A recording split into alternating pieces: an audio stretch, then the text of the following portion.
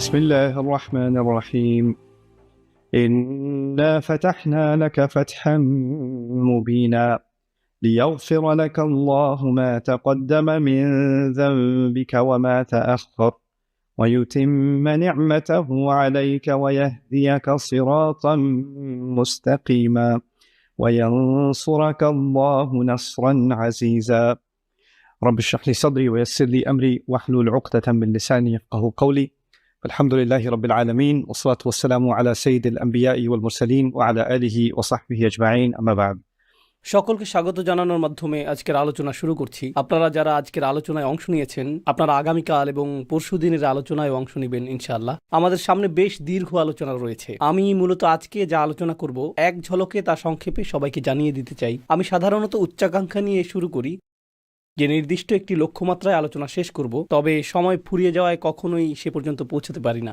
কিন্তু আমি আশা করাটা অব্যাহত রাখবো ইনশাআল্লাহ।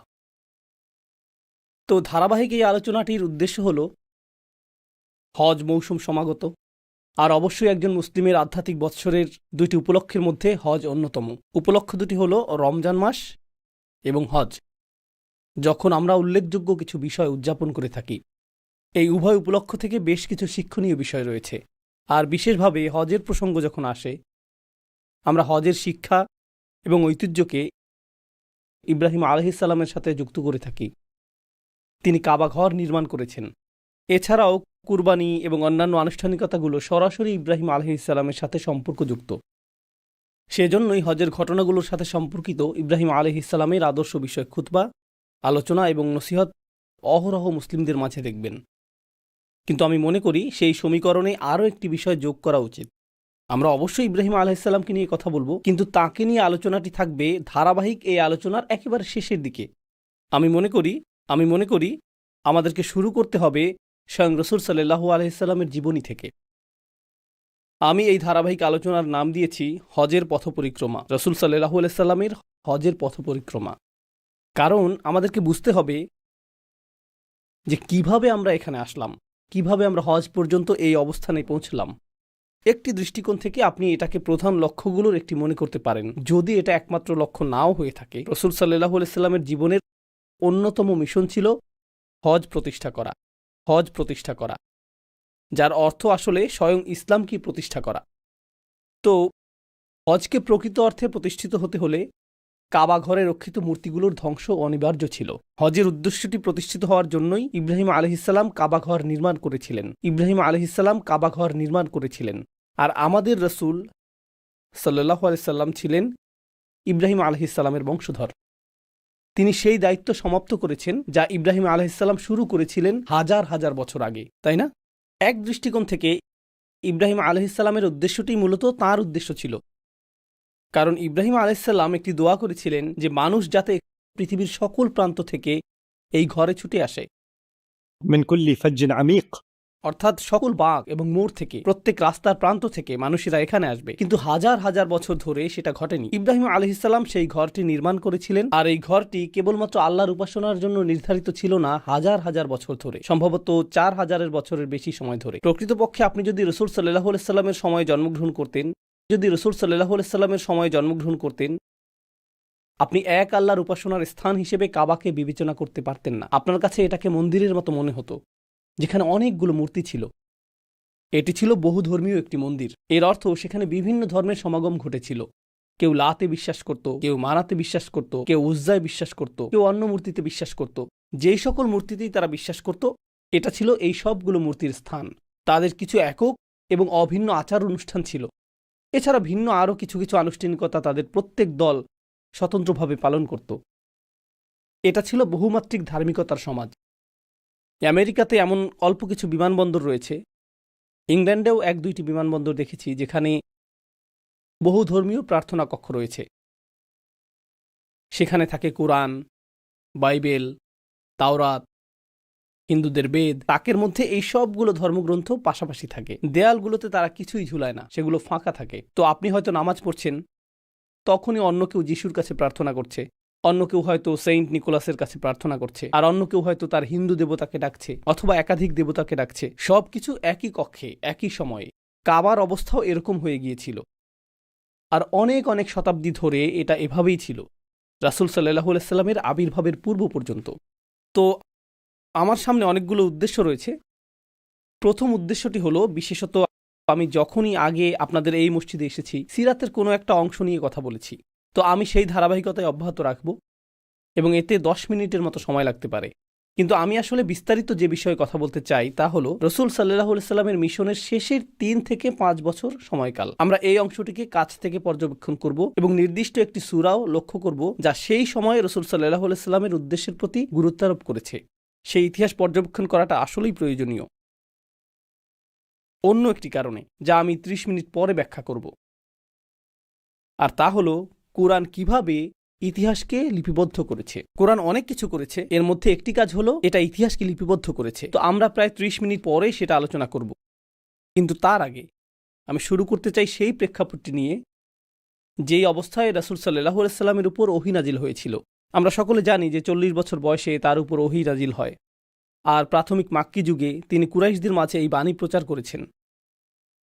আর এখানে একটা বিষয় যা অনেকেরই অজানা, তা হলো সাধারণ মানুষেরা রাসূল সাল্লাল্লাহু আলাইহি সাল্লামের মূল প্রতিপক্ষ ছিল না। মধ্যবিত্ত এবং নিম্ন মধ্যবিত্ত শ্রেণী প্রতিপক্ষ ছিল না। রাসূল সাল্লাল্লাহু আলাইহি সাল্লামের প্রতিপক্ষ ছিল রাজনৈতিক শ্রেণী এবং উচ্চবিত্তের সামাজিক এবং অর্থনৈতিক শ্রেণী। সেই সময়কার বিলিয়নিয়ার, মাল্টিবিলিয়নিয়ার এবং রাজনীতিবিদরা ছিল রাসূল সাল্লাল্লাহু আলাইহি সাল্লামের মূল প্রতিপক্ষ। তো এমনকি মুসলিম হিসেবে ছোট থেকেই আপনি কিছু নাম শুনেছেন, যেমন আবু লাহাব, আবু জেহেল, উতবা ইবনে রাবিয়া।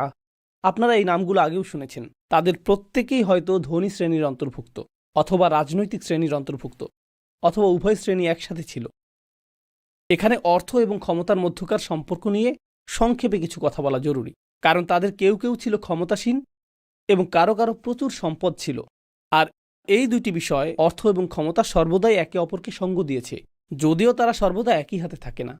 কিছু কিছু ক্ষেত্রে তারা একই হাতে কুক্ষিগত থাকে। উদাহরণস্বরূপ, আজকের পৃথিবীর কিছু কিছু দেশে রাজপরিবার রয়েছে, বেশিরভাগ সম্পদ তাদের হাতে এবং সকল ক্ষমতা তাদের কাছে। তো রাজত্বের মধ্যে অর্থ এবং সম্পদ একীভূত হয়ে আছে। আবার পৃথিবীর অন্য অনেক স্থানে, যেমন আমরা যেসব দেশে বসবাস করছি, এখানে গণতন্ত্রের একটি ছদ্ম আবরণ রয়েছে। কিন্তু বাস্তবে শুধুমাত্র দুটি জিনিস এখানে ক্ষমতায় রয়েছে। এখানে সম্পদশালী মানুষ রয়েছে আর রাজনৈতিক প্রভাব সম্পন্ন মানুষ রয়েছে। বেশিরভাগ ক্ষেত্রেই সম্পদশালী ব্যক্তিরাই রাজনৈতিক ক্ষমতাধর ব্যক্তিদেরকে নিয়ন্ত্রণ করে থাকে, আর অন্য সকলেই এই ভান করে যে তারা আদর্শ গণতন্ত্রে বসবাস করছে। তো এটা ভনিতাপূর্ণ একটা সমাজ, কিন্তু বাস্তবে এই দুটি উপাদান গোটা ইতিহাস জুড়েই বর্তমান ছিল, আর তারা সব সময়ই থাকবে। এটাই সমাজে ক্ষমতার কাঠামো কার্যকর থাকার প্রকৃতি। কোনো কোনো জাতি শুধুমাত্র অন্যদের তুলনায় এ ব্যাপারে বেশি সৎ, এটাই মূল পার্থক্য, তাই না?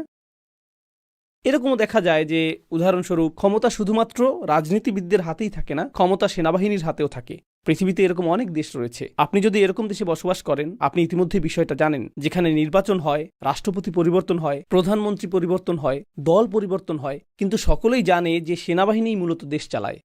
এটা সবাই জানে। আমরা সকলে ভান করছি যে ভোট হচ্ছে, নির্বাচন হচ্ছে, কিন্তু পেছন থেকে কেউ কলকাঠি নাড়ছে এবং বলছে তোমাদেরকে আমার কথা মতোই চলতে হবে, না হলে পরবর্তী নির্বাচনে তুমি কিন্তু আর থাকবে না, অথবা তোমার নামে কোনো অভিযোগ আনা হবে যার ফলে তুমি দৃশ্যপট থেকে হারিয়ে যাবে, তাই না? মূলত সম্পদশালীরাই ক্ষমতায় থাকে। এখন আর প্রসঙ্গক্রমে ক্যাথলিক চার্চ এবং রোমান সাম্রাজ্যের ক্ষেত্রেও একই রকম বিষয় কার্যকর ছিল। ক্যাথলিক চার্চের ক্ষেত্রে তৃতীয় আরেকটা মাত্রা যোগ হয়েছিল, যেটিও আমি আপনাদের সামনে উপস্থাপন করতে চাই। তো একটি হলো সম্পদ, একটি হলো ক্ষমতা, আরেকটি ছিল ধর্ম।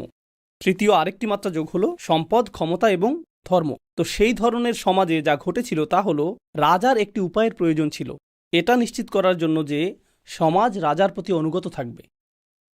ঠিক আছে, সমাজকে অবশ্যই রাজার প্রতি অনুগত থাকতে হবে। তো রাজারা সাধারণত যা করত তা হলো তারা একটি ধর্মযাজক গোষ্ঠী রাখত। যেমন ফেরাউনের ছিল জাদুকর এবং যাজক গোষ্ঠী, অথবা ইউসুফ আলাইহিস সালামের সময় রাজার স্বপ্নের ব্যাখ্যা দেওয়ার জন্য একজন লোক ছিল। স্মরণ করতে পারছেন? এরা ছিল আধ্যাত্মিক সাধক অথবা এ জাতীয় কিছু, সেই সময়ের মরমী সাধক, ধর্মীয় সম্প্রদায়, ধর্মগুরু। একইভাবে রোমান সাম্রাজ্যের ছিল ক্যাথলিক চার্চ, সেখানে এই ধর্মীয় সম্প্রদায়টি বর্তমান ছিল। আর তাদের কাজ ছিল দুইটি। তাদের কাজ শুধুমাত্র মানুষকে ধর্মশিক্ষা দেয়াই ছিল না, বরং ধর্মশিক্ষা দেওয়ার মাধ্যমে তারা মূলত মানুষকে দুটি জিনিস শিখিয়েছে। প্রথমত দান করা, একে অপরকে দান করা না, দরিদ্রকে দান করাও না, বরং চার্চকে দান করা। এটা 1 নম্বর। আর দ্বিতীয়ত, রাজার জন্য প্রার্থনা করা অথবা রানীর জন্য প্রার্থনা করা, সৃষ্টিকর্তা রানীকে রক্ষা করুন। তাদের এই 2টি কাজ ছিল। তারা মানুষের কাছ থেকে অর্থ সংগ্রহ করত তাদের পরকালে মুক্তির উদ্দেশ্যে, আর তারা এটা নিশ্চিত করত যে মানুষ যাতে রাজার অনুগত থাকে, কারণ সৃষ্টিকর্তার আশীর্বাদেই রাজা রাজত্ব পেয়েছেন। তো ধর্মের ভূমিকা ছিল মানুষ যাতে তাদের আকাঙ্ক্ষা অনুযায়ী আচরণ করে। এটাই আসলে ছিল এর ভূমিকা। এখন আমাদের সময়ে যা ঘটছে, নতুন প্রজন্মের জন্য ধর্মগুলো ব্যাপকভাবে অপ্রাসঙ্গিক হয়ে পড়ছে, তাই না? তাদের পিতামাতাগণ অনেক বেশি চার্চমুখী, মন্দিরমুখী, এমনকি মসজিদমুখী ছিল, কিন্তু পরের প্রজন্ম সেরকম না। তো এজন্য বিদ্যমান ক্ষমতা কাঠামোকে নতুন এক ধর্ম আবিষ্কার করতে হবে। কিভাবে তারা মানুষকে জড়ো করবে, কিভাবে তারা মানুষকে অনুগত বানাবে। তো গণমাধ্যমগুলো এখন নতুন ধর্মীয় সত্তায় পরিণত হয়েছে। গণমাধ্যম বলতে সামাজিক মাধ্যম, বিনোদন মাধ্যম, সংবাদ মাধ্যম, এরাই এক হিসেবে আমাদের সমাজে ধর্মের স্থানটি দখল করতে শুরু করেছে। তো আগে ছিল ধর্মীয় কাঠামো, যা মানুষের মনে প্রতিনিয়ত বিশেষ ধরনের বার্তা পৌঁছে দিত, কিন্তু এখন গণমাধ্যমগুলোই মানুষের মাঝে বিশেষ ধরনের বার্তা ছড়িয়ে দিচ্ছে। এই আলোচনা অন্য আরেক সময় করা যাবে। আসুন আমরা রাসূল সাল্লাল্লাহু আলাইহি ওয়াসাল্লামের সিরাতে ফিরে যাই, যেখান থেকে আলোচনাটির সূচনা হয়েছিল। রাসূল সাল্লাল্লাহু আলাইহি ওয়াসাল্লাম যখন তার বাণীটি লা ইলাহা ইল্লাল্লাহ প্রথম ঘোষণা করলেন, এটা ছিল বড় একটা ধর্মীয় সমস্যা। প্রথমত, কারণ আপনি যদি বলেন যে সৃষ্টিকর্তা মাত্র একজন, কাবা ঘরের মধ্যে অবস্থিত তাদের বিচিত্র রকমের সব ধর্মগুলো, এগুলো সবগুলোই বাতিল হয়ে যাবে। এগুলো কোনোটাই একত্ববাদের ধারণার সাথে একত্রে অবস্থান করতে পারে না। এই ধর্মগুলোর প্রত্যেকটি এই জাতীয় অন্য ধর্মগুলোর সাথে একত্রে অবস্থান করতে পারে। তোমার যা ইচ্ছা বিশ্বাস করতে পারো, তোমার যা ইচ্ছা বিশ্বাস করতে পারো, তোমার মূর্তিটা এখানে রাখতে পারো, তোমারটাও এখানে রাখতে পারো। কিন্তু রাসূল সাল্লাল্লাহু আলাইহি ওয়াসাল্লাম এমন কিছু নিয়ে আসলেন যা মূর্তিকেই স্বীকার করে না। এটা সৃষ্টিকর্তার বিষয়ে কোনো ছাড় দেয় না। সৃষ্টিকর্তা শুধুমাত্র একজন, আর তিনি প্রথম থেকেই দাবি করেছেন যে এই ঘরটি কখনোই মন্দিরে পরিণত হওয়ার কথা ছিল না। এটা নির্মাণ করেছিলেন ইব্রাহিম আলাইহিস সালাম একমাত্র সৃষ্টিকর্তার উপাসনার জন্য। তোমরা মূলত এই মসজিদের পবিত্রতা নষ্ট করেছো। তো এখানে একটি বড় ধর্মীয় সমস্যা দেখা দিল।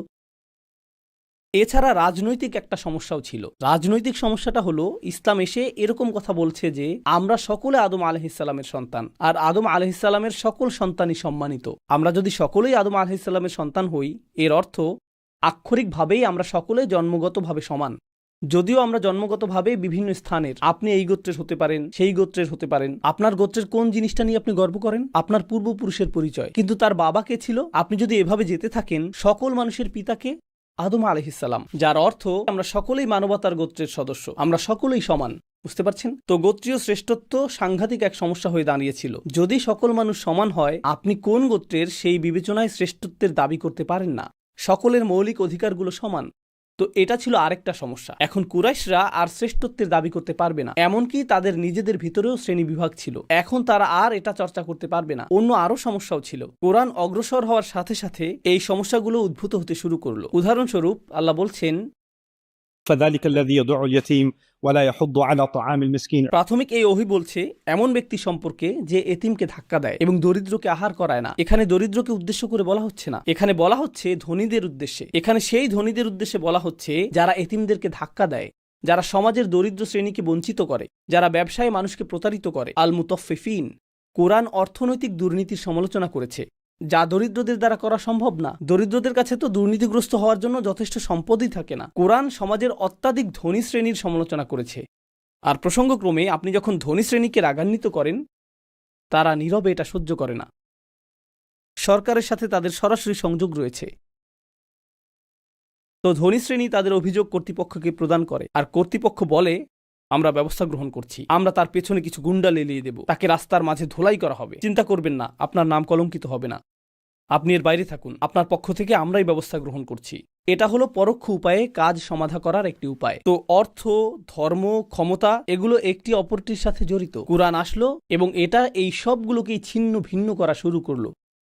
এমন কিছু বিষয় রয়েছে যা ঐতিহাসিক প্রেক্ষাপট থেকে আপনাকে উপলব্ধি করতে হবে, আর তা হলো কুরাইশরা কিছুদিন আগেই আমুল ফিল নামক একটি ঘটনা প্রত্যক্ষ করেছে। হস্তি বাহিনীর বিখ্যাত সেই ঘটনাটি। এর কারণ মক্কা নগরী আব্রাহার জন্য সমস্যার কারণ হয়ে দাঁড়ালো। ইয়েমেন থেকে আব্রাহা কেন মক্কা নগরীতে সমস্যা দেখতে পেল? কারণ কাবা ছিল একটি ধর্মীয় কেন্দ্র। তো অত্র এলাকার সকল গোত্র যখন তাদের ধর্মীয় শ্রদ্ধা প্রদর্শন করতে চাইত, তখন তারা কোথায় যেত? তারা কাবা ঘরে যেত। আর এই কারণেই কাবা ধর্মীয় পর্যটনেরও কেন্দ্রবিন্দুতে পরিণত হয়েছিল। এটাকে ধর্মীয় পর্যটন হিসেবেই উল্লেখ করলাম। তো প্রচুর মানুষ সেখানে আসতো, অবস্থান করত, উপাসনা করত। এর ফলে মক্কার আপ্যায়ন শিল্প, হোটেল শিল্প এগুলো সমৃদ্ধ হচ্ছিল। মক্কাবাসী বেশ ভালো অর্থ উপার্জন করছিল চারপাশ থেকে মানুষ আসার কারণে। আর আব্রাহা কাউকে তার শহরে আনতে পারছে না, কারণ কাবা ছিল ধর্মীয় কেন্দ্র। আর এখানে আরেকটা কারণ ছিল, আর তা হলো যেহেতু এটা ছিল ধর্মীয় কেন্দ্র, সকল বাণিজ্য কাফেলা কাবার পথ ধরে মক্কা হয়েই চলাচল করত। তো তারা ইয়েমেনে কেনাবেচা করত, এরপর মক্কা হয়েই চলাচল করত। যে পণ্য তারা ইয়েমেনে ক্রয় করত সেগুলো সিরিয়ায় বিক্রি করত, তারপর তারা সিরিয়া থেকে আবার ক্রয় করত। প্রসঙ্গক্রমে সিরিয়া আবার ইউরোপের সাথে সম্পর্কযুক্ত ছিল, সেখানে ইউরোপীয় পণ্যও পাওয়া যেত। তারা এই পণ্য কিনত, মক্কার রাস্তা ধরে ইয়েমেনে যেত এবং ইয়েমেন থেকে শুরু করে গোটা আফ্রিকায় সেই পণ্য বিক্রি করত। তো আফ্রিকা ইউরোপের বাণিজ্য এই পথেই পরিচালিত হতো, যার কেন্দ্র ছিল মক্কা। আর এর পেছনে একমাত্র কারণ ছিল এটা যে সকল মূর্তিগুলো সেখানে ছিল, এটাই একমাত্র কারণ। তো যখন ইসলাম আসলো, কোরআন আসলো এবং রসুল সাল্লাল্লাহু আলাইহি সাল্লাম বললেন আল্লাহ ছাড়া উপাসনার যোগ্য আর কোনো সৃষ্টিকর্তা নেই, এটা শুধু ধর্মীয় সমস্যাই ছিল না, অর্থনৈতিকভাবেও এটা ছিল সমস্যাজনক। আবার রাজনৈতিকভাবেও এটা সমস্যাজনক ছিল, কারণ আমরা যদি সকল মূর্তিগুলো ধ্বংস করে দেই, এই অঞ্চলের সকল গোত্রগুলো আমাদের শত্রুতে পরিণত হবে। তারা সকলে আমাদের ঘৃণা করবে, কারণ আমরা তাদের মূর্তিগুলোকে আক্রমণ করেছি। তখন আমরা আমাদের চিরাচরিত বাণিজ্য পথে আর চলাচল করতে পারবো না, সেটা আর পারবো না। তখন আমাদের অর্থনীতির এই রাজপথটি বিলীন হয়ে যাবে, কেউ আর এই ঘরে আসবে না। ফলে পর্যটনের অর্থ আসাও বন্ধ হয়ে যাবে, আমরা তো রাতারাতি দেউলে হয়ে যাব, আর মানুষও আমাদের হত্যা করবে। এই জন্য তাদেরকে এটা রক্ষা করতে হবে। এখন আব্রাহা তার নিজের কেন্দ্রের দ্বারা কাবাকে প্রতিস্থাপন করতে চেয়েছিল। আমরা জানি হস্তি বাহিনীর সাথে কি ঘটেছিল এবং সেই অঞ্চলটির মাঝে এর কি প্রভাব পড়েছিল। আরবের সকল গোত্রের মাঝে এই বিশ্বাস তৈরি হলো যে কুরাইশা অনুগ্রহপ্রাপ্ত মানুষ, কুরাইশা পবিত্র মানুষ এবং কাবা ঘরটি পবিত্র। অর্থাৎ কুরাইশ হলো কাবার যথাযোগ্য তত্ত্বাবধায়ক, আর সেজন্যই তাদেরকে ক্ষমতায় রাখতে হবে। তাদের এই ক্ষমতা বরং আরও বেশি বৈধতা পেয়ে গেল হস্তি বাহিনীর এই অলৌকিক ঘটনার মাধ্যমে। এমনকি হস্তি বাহিনীও এই লোকদের কিছু করতে পারেনি। অতএব আমাদেরকেও সতর্ক হতে হবে। তো সকলেই কুরাইশদেরকে তাদের মতো ছেড়ে দিয়েছিল রসুল সাল্লাল্লাহু আলাইহি সাল্লামের আবির্ভাবের সময় পর্যন্ত। তো যখন এই আদর্শিক সংঘাতের সূচনা হলো, অবশেষে এটা এমন অবস্থায় উপনীত হয় সেখানে রসুল সাল্লাল্লাহু আলাইহি সাল্লাম প্রায় হত্যার শিকার হয়েছিলেন এবং তাকে নির্বাসিত করা হয়েছিল, তাকে তায়েফে চলে যেতে হয়েছিল। এমনকি তারও আগে তাকে শিয়াবে আবু তালিবে নির্বাসিত করা হয়েছিল। আর যখন তার জীবনের উপর চূড়ান্ত আঘাতের পরিকল্পনা হলো, তখন তাকে গোপনে মদিনায় হিজরত করতে হয়েছিল, যেখানে কিছু মুসলিম আগেই হিজরত করে চলে গিয়েছিলেন, তাই না? তো এখন রসুল সাল্লাল্লাহু আলাইহি সাল্লাম মদিনায় রয়েছেন, আর প্রথম বছরের মধ্যেই কুরাইশরা বুঝতে পারলো যে এটা বৃহত্তর সমস্যা তৈরি করবে, কারণ আমরা এই সমস্যাটিকে আটকাতে পারিনি। এখন সে যেহেতু মদিনায় রয়েছে, সে হয়তো স্বাচ্ছন্দ্যে তার কার্য পরিচালনা করতে পারবে, অন্য গোত্রগুলো হয়তো মুসলিম হওয়া শুরু করবে। তো কুরাইশরা নিশ্চিত ছিল না যে আমরা কি এই নবীর বিরুদ্ধে, মুহাম্মাদের বিরুদ্ধে যুদ্ধ করব, তাকে এবং তার অনুসারীদেরকে হত্যা করব, মদিনা পর্যন্ত গিয়ে তাদেরকে হত্যা করব, অথবা তারা তো আর আমাদের জন্য সমস্যাজনক না, কারণ তারা দূরে চলে গিয়েছে, এটা এখন অন্য মানুষদের সমস্যা, আমাদের এটা নিয়ে চিন্তিত হওয়ার প্রয়োজন নেই। তো মক্কাবাসীদের দুই ধরনের মতামত ছিল, আমরা কি তাদের পেছনে তাড়া করব, নাকি আমরা তাদেরকে ছেড়ে দেব। আর তারা যদি ক্ষমতাশালী হয়েও যায় সেটাও ভালো, কারণ তারা তো আমাদেরই আত্মীয় স্বজন, সেক্ষেত্রে আমাদের নিজের লোকেরাই ক্ষমতাশালী হয়ে উঠবে। তো তখনকার সময়ের মক্কার দুই রাজনৈতিক দলের মাঝে এই বিতর্ক চলছিল। আর এই বিতর্ক চলাকালীন অবস্থায় কুরাইশরা যা করছিল তারা স্বাভাবিক নিয়মেই বাণিজ্য পরিচালনা করছিল, তাদের সেই বাণিজ্য কাফেলা চলমান ছিল। আর রসুল সাল্লাল্লাহু আলাইহি সাল্লাম যখন সকল মুসলিমদের নিয়ে ছোট একটি জোট গঠন করলেন, তিনি আদেশ দিলেন যে এই বাণিজ্য কাফেলাগুলোকে আক্রমণ করা শুরু করতে হবে। তো তাদের বাণিজ্য আক্রান্ত হতে শুরু করলো, যেটা সম্পূর্ণরূপে ন্যায়সঙ্গত, কারণ তোমরা তাদেরকে ঘর থেকে বিতাড়িত করেছো এবং তাদের সম্পদ চুরি করেছো, তারা তাদের সম্পদ ফেরত পাবার জন্য তোমাদের আক্রমণ করছে। তো রাসূল সাল্লাল্লাহু আলাইহি সাল্লাম এখন মক্কার অর্থনীতির প্রাণসত্তাকে আক্রমণ করলেন। এখনকার সময়ে এটা অনেকটা গ্যাস পাইপলাইন অথবা তেল পাইপলাইন অথবা নৌ বাণিজ্য পথ দখলে নেয়ার মতো। কেউ নৌ বাণিজ্য পথ বন্ধ করে কিছু জাহাজ আটকে দিল অথবা গ্যাস পাইপলাইন বন্ধ করে দিল, এরপর কি ঘটে? F-16 যুদ্ধবিমান উড়িয়ে দেওয়া হয়, ড্রোন হামলা শুরু হয়, তাই না? এটা যুদ্ধ ঘোষণা। তারা তখনও বিতর্কে লিপ্ত ছিল, আমরা কি মুহাম্মাদের পেছনে তাড়া করব নাকি করব না। যখন তারা জানতে পারলো যে কয়েকটি বাণিজ্য কাফেলা আক্রান্ত হয়েছে, আমরা তো এটা মেনে নিতে পারি না, এই হুমকি দূর করতে হবে। তো এখন তাদের মধ্যে যারা ছিল আক্রমণাত্মক, তারা এই বিতর্কে জয়ী হয়ে গেল যে মুসলিমদের আক্রমণ করা আমাদের উচিত হবে কিনা। তাই তারা মুসলিমদের আক্রমণ করতে এগিয়ে আসলো, যা বদরের যুদ্ধের সূচনা করল। তো অত্যন্ত দ্রুততার সাথে এটা ঘটে গেল। আপনারা ঘটনাটা জানেন। আমি বদরের যুদ্ধের পুঙ্খানুপুঙ্খ বিবরণ দিব না, কিন্তু মুসলিমগণ তাদেরকে বদর যুদ্ধে বেশ অপমানজনক পরাজয় প্রদান করেছিল। আর সেই পরাজয়ের ফলে কুরাইশরা এখন দুটি সমস্যার সম্মুখীন হলো। এক, গোটা অঞ্চলে ছড়িয়ে গেল যে তারা পরাজিত হয়েছে। হস্তি বাহিনীও একসময় তাদেরকে পরাজিত করতে পারেনি, আর এখন তারা কতিপয় লোকের কাছে পরাজিত হলো যাদেরকে তারা বলতো أراذلنا بادي الرأي। হীন, অধম, গৃহহীন লোকেরা, অপরাধী, দাস, দুর্বল ও নির্বোধ লোকেরা। আর এদের কাছেই তারা পরাজিত হলো। তাদের জন্য এটা ছিল বেশ খারাপ। এর উপরে আরবদের একটা রীতি ছিল, যা আমার মনে হয় না যে কোথাও এখন আর বর্তমান রয়েছে। তাদের নারীরা তাদেরকে প্রচুর অপমানিত করত। So অবশ্যই আপনারা এর সাথে পরিচিত নন। তো পরাজিত হয়ে তারা বাড়ি আসলো, আর ও কি ধরনের পুরুষ তুমি যে পরাজিত হয়ে এসেছো, তোমার তো আমাদের মতো চুরি পরে ঘরে বসে থাকাই ভালো ছিল। নারীদের সাথে তোমাদের কি পার্থক্য? সেই যুগে নারীরা তীক্ষ্ণ ভাষার অধিকারী ছিল, আর তারা জানতো যে আপনার আত্মসম্মানে আঘাত করতে ঠিক কোন কথাটা বলতে হবে। তাই গৃহে প্রবেশ করে তারা তীব্র তিরস্কারের শিকার হয়েছিল, আর তারা প্রতিশোধ স্পৃহায় দগ্ধ হচ্ছিল। এটা আসলেই খারাপ। বদরের পরাজয়ের পরে তারা প্রফুল্ল চিত্তে বাড়ি ফিরেনি, তারা ক্রোধান্বিত অবস্থায় বাড়ি ফিরেছিল। আর তাদের মধ্যে এখন আর ভীতি কাজ করছে না, বরং তাদের মধ্যে প্রতিশোধ স্পৃহা কাজ করছিল। তো পরের বার তারা 1000 সৈন্য নিয়ে আসেনি, তারা এসেছিল 3 থেকে 4000 সৈন্য নিয়ে। right? আর তারা তাদের নারীদেরকেও যুদ্ধক্ষেত্রে নিয়ে এসেছিল। ওহুদের যুদ্ধে তারা তাদের নারীদেরকে নিয়ে এসেছিল, কারণ তারা মনে করেছিল আমরা যদি ভীত হয়ে পড়ি এবং পালিয়ে যাবার চেষ্টা করি, পেছন থেকে নারীরা আমাদের তিরস্কার করবে, কিভাবে তোমরা পালাতে পারছো, তাই না? আর যদি তারা পালিয়েও যায়, নারীরা তো অত দ্রুত পালাতে পারবে না। মুসলিমগণ তখন তাদের নারীদেরকে গ্রহণ করবেন, যা তাদের পুরুষত্বকে প্রশ্নবিদ্ধ করবে। প্রকৃত পুরুষ মানুষ হিসেবে আমরা ভীত নই, আমরা আমাদের নারীদেরকে সাথে নিয়েই আসব। তো তারা তাদের নারীদেরকে নিয়ে আসলো, যারা পেছন থেকে নাচ গান করে উৎসাহ যোগাচ্ছিল। এটাই ওহুদে তাদের সেনাবাহিনী, যারা আক্রমণ করতে এসেছিল। আমি ওহুদের পুঙ্খানুপুঙ্খ বিবরণ দিব না, তবে একটি বিষয় আপনাদের জানা উচিত, মুসলিমরা বেশ ভালোভাবে তাদের কোণঠাসা করে ফেলেছিল। তাদেরকে বেশ ভালোভাবে শায়েস্তা করা হয়েছিল। খেলায় দুর্বল প্রতিপক্ষ যেভাবে ধরাশায়ী হয়, যুদ্ধের ময়দানেও তাদের অবস্থা ঠিক সেরকম হয়ে গিয়েছিল। তো যখন সেটা ঘটছিল, কুরাইশরা আশ্রয়ের জন্য পাহাড়গুলোতে ছুটে যাচ্ছিল, কিন্তু পেছনে কারা ছিল? তাদের নারীরা।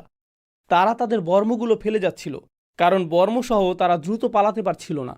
তো তাদের বর্মগুলো ফেলে যাচ্ছিল, কারণ সেগুলো ছিল বেশ ভারী, আর তারা পাহাড়ের দিকে পালিয়ে যাচ্ছিল। নারীরা সেখানেই দাঁড়িয়েছিল, আর তারা নারীদের পাশ দিয়েই পালাচ্ছিল। নারীদের ছাড়াই তারা পাহাড়ের দিকে ছুটে যাচ্ছিল, আর নারীদের অবস্থা ছিল, আমাদের জন্য অপেক্ষা করো। নারীরা তো পুরুষদের মতো দ্রুত পালাতে পারে না, তাই তারা পেছনে পেছনে পালাতে লাগলো। আর সাহাবীগণ উল্লেখ করছেন, যখন আমরা তাদের পিছু ধাওয়া করছিলাম, আমরা নারীদের পায়ের গোড়ালির পেছনের অংশ দেখতে পেলাম, যারা পোশাক উপরে তুলে ধরে পালাচ্ছিল পাহাড়ের উদ্দেশ্যে। এটা ছিল ওহুদের প্রথমার্ধ।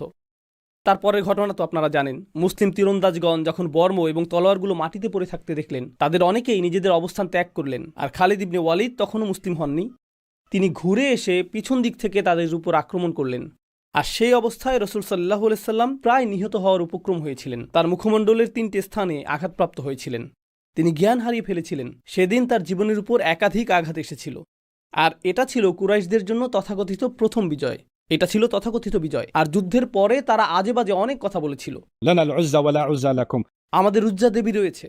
প্রসঙ্গক্রমে উজ্জা শব্দটি আল আযু এর স্ত্রীবাচক শব্দ, যা এসেছে আজিজ থেকে। আল্লাহর নাম হলো আল আজিজ। আল আযু হলো যার শক্তি সবচেয়ে বেশি। আল উজ্জা অর্থ সেই কল্পিত দেবী যার শক্তি সবচেয়ে বেশি। لنا العزى ولا عزى لكم। আর আল্লাহ কোরআনে একটি আয়াতের দ্বারা এর জবাব দিয়েছিলেন, ذلك بأن الله مولى الذين آمنوا وأن الكافرين لا مولى لهم। আল্লাহ ইমানদারদের মাওলা, আর কাফিরদের কোনো মাওলা নেই। যাই হোক, এরপর তারা চলে গেল। সেদিন তারা হামজা রাদিয়াল্লাহু তাআলা আনহুর দেহ বিকৃত করেছিল। 70 জন অত্যন্ত গুরুত্বপূর্ণ সাহাবীকে হত্যা করা হয়েছিল। আপনাকে এখানে মূল বিষয়টি বুঝতে হবে, যেদিকে আমরা আলোচনাকে নিয়ে যেতে চাই। আর তা হলো, যুদ্ধের বেশিরভাগ অর্থায়ন, যুদ্ধ করার জন্য আপনার যা অর্থ প্রয়োজন, যুদ্ধের বেশিরভাগ অর্থই আসছিল আনসারদের কাছ থেকে। আনসার কারা তা তো আপনারা জানেন, সাহায্যকারী মদিনার স্থানীয় সাহাবীগণ। মক্কাবাসী মুহাজিরগণ এক প্রকার খালি হাতে এসেছিলেন, তারা তো সম্পদ নিয়ে আসেননি। তাই বেশিরভাগ অর্থ এবং বেশিরভাগ লোকবল এসেছিল আনসারদের কাছ থেকে। ওহুদে যখন আনসারদের মধ্য থেকে বেশ বড় সংখ্যক সাহাবী শহীদ হলেন, নিহত হওয়া প্রত্যেক ব্যক্তিই ছিলেন কোনো না কোনো পরিবারের প্রধান, আর প্রত্যেক পরিবারের প্রধানই ছিলেন তার পরিবারের জন্য আয়ের প্রধান উৎস, এবং আয়ের প্রধান উৎস সেই মুহাজিরদের জন্য যাদেরকে তারা আশ্রয় দিয়েছিলেন। তো উপার্জনকারী এবং অর্থসংস্থানকারী ৭০ জন মানুষ হঠাৎ করেই মারা গেলেন। তারা মারা গেলেন। আর পরিত্যক্ত বর্ম এবং তরবারিগুলো যা তারা রেখে গিয়েছিলেন, প্রতিটি বর্ম এবং প্রতিটি তরবারির মূল্য ছিল এ যুগে আপনার জন্য একটি বাড়ি ক্রয় করার মতো। অন্য কথায়, আপনার আজীবনের সঞ্চয় একটি বর্মের জন্য ব্যয়িত হতো, আপনার আজীবনের সঞ্চয় কয়েকটি তরবারির জন্য ব্যয়িত হতো। তো কুরাইশরা যখন মুসলিমদের বর্ম এবং তরবারিগুলো নিয়ে গেল, মুসলিমগণ ব্যাপক পরিমাণে সম্পদ হারালেন এবং তারা তাদের অর্থসংস্থানকারীদের হারালেন একই সাথে। এটা ইতিমধ্যেই ছিল দারিদ্র্যপীড়িত একটি সমাজ। ويؤثرون على أنفسهم ولو كان بهم خصاصة কুরআন আমাদেরকে বলছে যে আনসারগণ, মদিনার স্থানীয় সাহাবিগণ, তারা মুহাজিরদেরকে নিজেদের উপরেও প্রাধান্য দিচ্ছিলেন, যদিও তারা নিজেরাই অনাহারে থাকতেন। উপরন্তু এখন অর্থসংস্থান বন্ধ হয়ে গেল। তো মুসলিমদের অবস্থা এখন আরও শোচনীয় হয়ে পড়ল। তারা গভীরভাবে আঘাতপ্রাপ্ত। من بعد ما أصابهم القرح আল্লাহ এভাবে বর্ণনা করেছেন, এমনকি গভীর আঘাত যখন তাদেরকে আহত করল। আরবিতে করহ হলো যখন একটি তীর আপনার চামড়া ভেদ করে হাড়ের মধ্যে প্রবেশ করে, মাংস ভেদ করে হাড়ে প্রবেশ করে, এটাকেই বলা হয় কর। যে কোনো জখমকে সাধারণভাবে বলা হয় জার অথবা জুর, কিন্তু গভীর জখম যা হাড় ভেদ করে তাকে বলা হয় কর। আল্লাহ কর শব্দটি ব্যবহার করেছেন ওহুদে যা ঘটেছিল তা বর্ণনা করার জন্য। তো এটা ঘটেছিল ওহুদে। এখন মুসলিমগণ আহত। যেহেতু মুসলিমগণ আহত হলেন, কুরাইশরা ফিরে গেল। তারা ভালো বোধ করছে, কিন্তু তারা নিজেদের নির্বুদ্ধিতা উপলব্ধি করল। তারা বলল, আরে ভাই, আমাদের তো উচিত ছিল তাদেরকে শেষ করে দেয়া। মুসলিমরা শক্তিহীন হয়ে পড়েছিল, ইসলামকে আমরা একেবারে নিঃশেষ করে দিতে পারতাম। জানি না তখন কি হয়েছিল আমাদের। তারা কিন্তু শেষে আতঙ্কিত হয়ে পড়েছিল এবং দ্রুত প্রস্থান করছিল। কিন্তু এখন তারা প্রশ্ন করতে শুরু করলো, আরে ভাই, আমরা এই সমস্যাটাকে সমূলে শেষ করে দিতে পারতাম। আমরা একা তাদের বিরুদ্ধে যুদ্ধ করব না। কারণ মক্কার প্রেক্ষাপট বিবেচনায়, কুরাইশদের দৃষ্টিকোণ বিবেচনায় তারা ছিল সৌভাগ্যবান। তারা ওহুদেও পরাজয়ের দ্বারপ্রান্তে ছিল। মুসলিমগণ শুধুমাত্র কৌশলগত একটি ভুল করেছিলেন, অন্যথায় এই যুদ্ধেও কাফেররা পরাজিত হয়েছিল। পুনরায় তারা একা রাসূল সাল্লাল্লাহু আলাইহি সাল্লামের মুখোমুখি হবার ঝুঁকি নিবে না। তো তারা কি করল? তারা সেই অঞ্চলের আহবাস এবং বিভিন্ন গোত্রের সাথে আলোচনা শুরু করল এবং বলল, দেখো, ইসলাম আমাদের জন্য সমস্যাজনক। আমরা ইতিমধ্যেই এই লোকদের সাথে 2 বার যুদ্ধে জড়িয়েছি, মুহাম্মদ এবং তার অনুসারীদের সাথে। আমরা সাল্লাল্লাহু আলাইহি সাল্লাম বলি, তারা বলে না। তো সে এবং তার অনুসারীরা আমাদের জন্য সমস্যা হয়ে দাঁড়িয়েছে। কিন্তু তারা শুধুমাত্র আমাদের সমস্যা হয়েই থাকবে না, তারা তোমাদের জন্য সমস্যাজনক হয়ে দাঁড়াবে। তো তোমরা যদি চাও, আমরা সকলেই হাত মিলাবো এবং সকলে একসাথে এই সমস্যাকে শেষ করে দিব। আমরা আমাদের ব্যাপক সংখ্যা দিয়েই তাদেরকে পরাজিত করে দিব। আমরা সম্মিলিত জোট তৈরি করব, কাফেরদের জাতিসংঘ বানাবো, and we'll get up. আর আমরা যাব এবং তাদের একসাথে চূড়ান্ত আঘাত করব, কারণ তারা সংখ্যায় আমাদের চেয়ে কম। আর প্রসঙ্গক্রমে সম্মিলিত আক্রমণের পেছনে তারা যে কারণ দেখিয়েছিল তা হলো, এরা তোমাদের জন্য পরবর্তীতে সমস্যাজনক হয়ে দাঁড়াবে। অন্য আরেকটি কারণ তারা দেখিয়েছিল, তা হলো, দেখো, আমরা তাদের সাথে 2 বার যুদ্ধ করেছি, যুদ্ধক্ষেত্রে যাওয়াটা উত্তম সিদ্ধান্ত হবে না, বরং তাদের শহরটিকে আমরা আক্রমণ করব। কোন শহরের কথা তারা বলছে? মদিনা। যখন আপনি কোনো শহরে সামরিক অভিযান চালান, এটা যুদ্ধক্ষেত্রে পরিচালিত সামরিক অভিযানের তুলনায় সম্পূর্ণ ভিন্ন। যুদ্ধক্ষেত্রে উভয় পক্ষে কে মারা যায়? সৈনিকরা। শহরের ক্ষেত্রে কে মারা যাবে? নারী, পুরুষ, শিশু, নিরীহ জনগণ, সম্পদের ক্ষতি। এটা হবে একটা গণহত্যা। গণহত্যা করতে তাদের কোনো সমস্যা নেই। তাদের বক্তব্য এরকম, চলো মদিনায় যাই এবং প্রতিটি নারী, পুরুষ এবং শিশুকে হত্যা করি।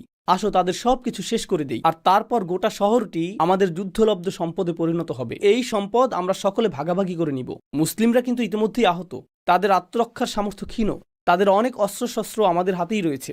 এটাই আক্রমণের মোক্ষম সময়। আর আশেপাশের অনেক গোত্র মনে করল, এটা তো অর্থের সহজ সংস্থান। হ্যাঁ, আমিও আছি, আমরা এর পক্ষে মত দিচ্ছি, আমরাও কিছু সৈন্য প্রেরণ করব। তারা তাদের জনগণকে বুঝ দিয়েছিল। জানেন তারা কি বলে বুঝ দিয়েছিল? আমরা আমাদের চিরাচরিত জীবনধারাকে সংরক্ষণের চেষ্টা করছি, কারণ মুহাম্মদ হলো আমাদের জীবনধারার জন্য হুমকি স্বরূপ। আমরা আরব উপদ্বীপে স্বাধীনতাকে রক্ষা করার চেষ্টা করছি, আমরা বহু ঈশ্বরের এই গণতন্ত্রকে রক্ষা করার চেষ্টা করছি। এটাই তাদের জনগণকে বলেছিল। কিন্তু তাদের গোপন বৈঠকে আক্রমণটা কিসের জন্য ছিল? শুরু থেকে শেষ পর্যন্ত অর্থ সম্পদ। এটাই তাদের উদ্দেশ্য, এটাই একমাত্র প্রাপ্তি, তাই না? আপনি যদি সাম্প্রতিক ইতিহাস নিয়ে অধ্যয়ন করেন, আপনি প্রকৃত ঘটনা প্রকৃত ইতিহাসের সাথে সংবাদ মাধ্যমের বর্ণনার পার্থক্য দেখতে পাবেন। সংবাদ মাধ্যমগুলো বলছিল যে আমরা ইরাক আক্রমণ করছি গণতন্ত্রের প্রসার ঘটানোর জন্য, অথবা আমরা আফগানিস্তান আক্রমণ করছি তথাকথিত গণতন্ত্র এবং মানবাধিকারের প্রসার ঘটানোর জন্য। আমরা তাদের উপর বোমা নিক্ষেপ করব, কারণ বোমা নিক্ষেপ করলে তারা আধুনিক হয়ে উঠবে। এটাই আধুনিকতার শিক্ষা, প্রগতিশীলতার শিক্ষা, বিস্ফোরণের মাধ্যমে শিক্ষা, তাই না? এভাবেই তারা এটা করে থাকে। কিন্তু বাস্তব অবস্থাটা কি ছিল? বাস্তব অবস্থাটা ছিল, এখানে রাশিয়ানরা ছিল, ওখানে গ্যাসের পাইপলাইন ছিল, সেখানে তেলের খনি ছিল। সেই সময়কার তেলের মূল্য, আপনি যদি ইরাক যুদ্ধের সময়কার তেলের মূল্য এবং জ্বালানির মূল্য পর্যবেক্ষণ করেন, সেই অঞ্চলগুলোর কৌশলগত মিত্রদেরকে দেখেন এবং আফগান যুদ্ধের অর্থনৈতিক প্রভাব যদি পর্যালোচনা করেন, তখন দেখবেন যে এর সাথে জাতীয় নিরাপত্তার কোনো সম্পর্ক ছিল না, আর গণতন্ত্রের সাথেও এর সম্পর্ক নেই। এগুলোর কোনোটাই সেখানে ছিল না। মূলত এর পেছনে ছিল এই খনিজ সম্পদ। যুদ্ধগুলো সব সময় এজন্যই সংঘটিত হয়েছে, আর কুরাইশরাও এই চিন্তাই করেছে।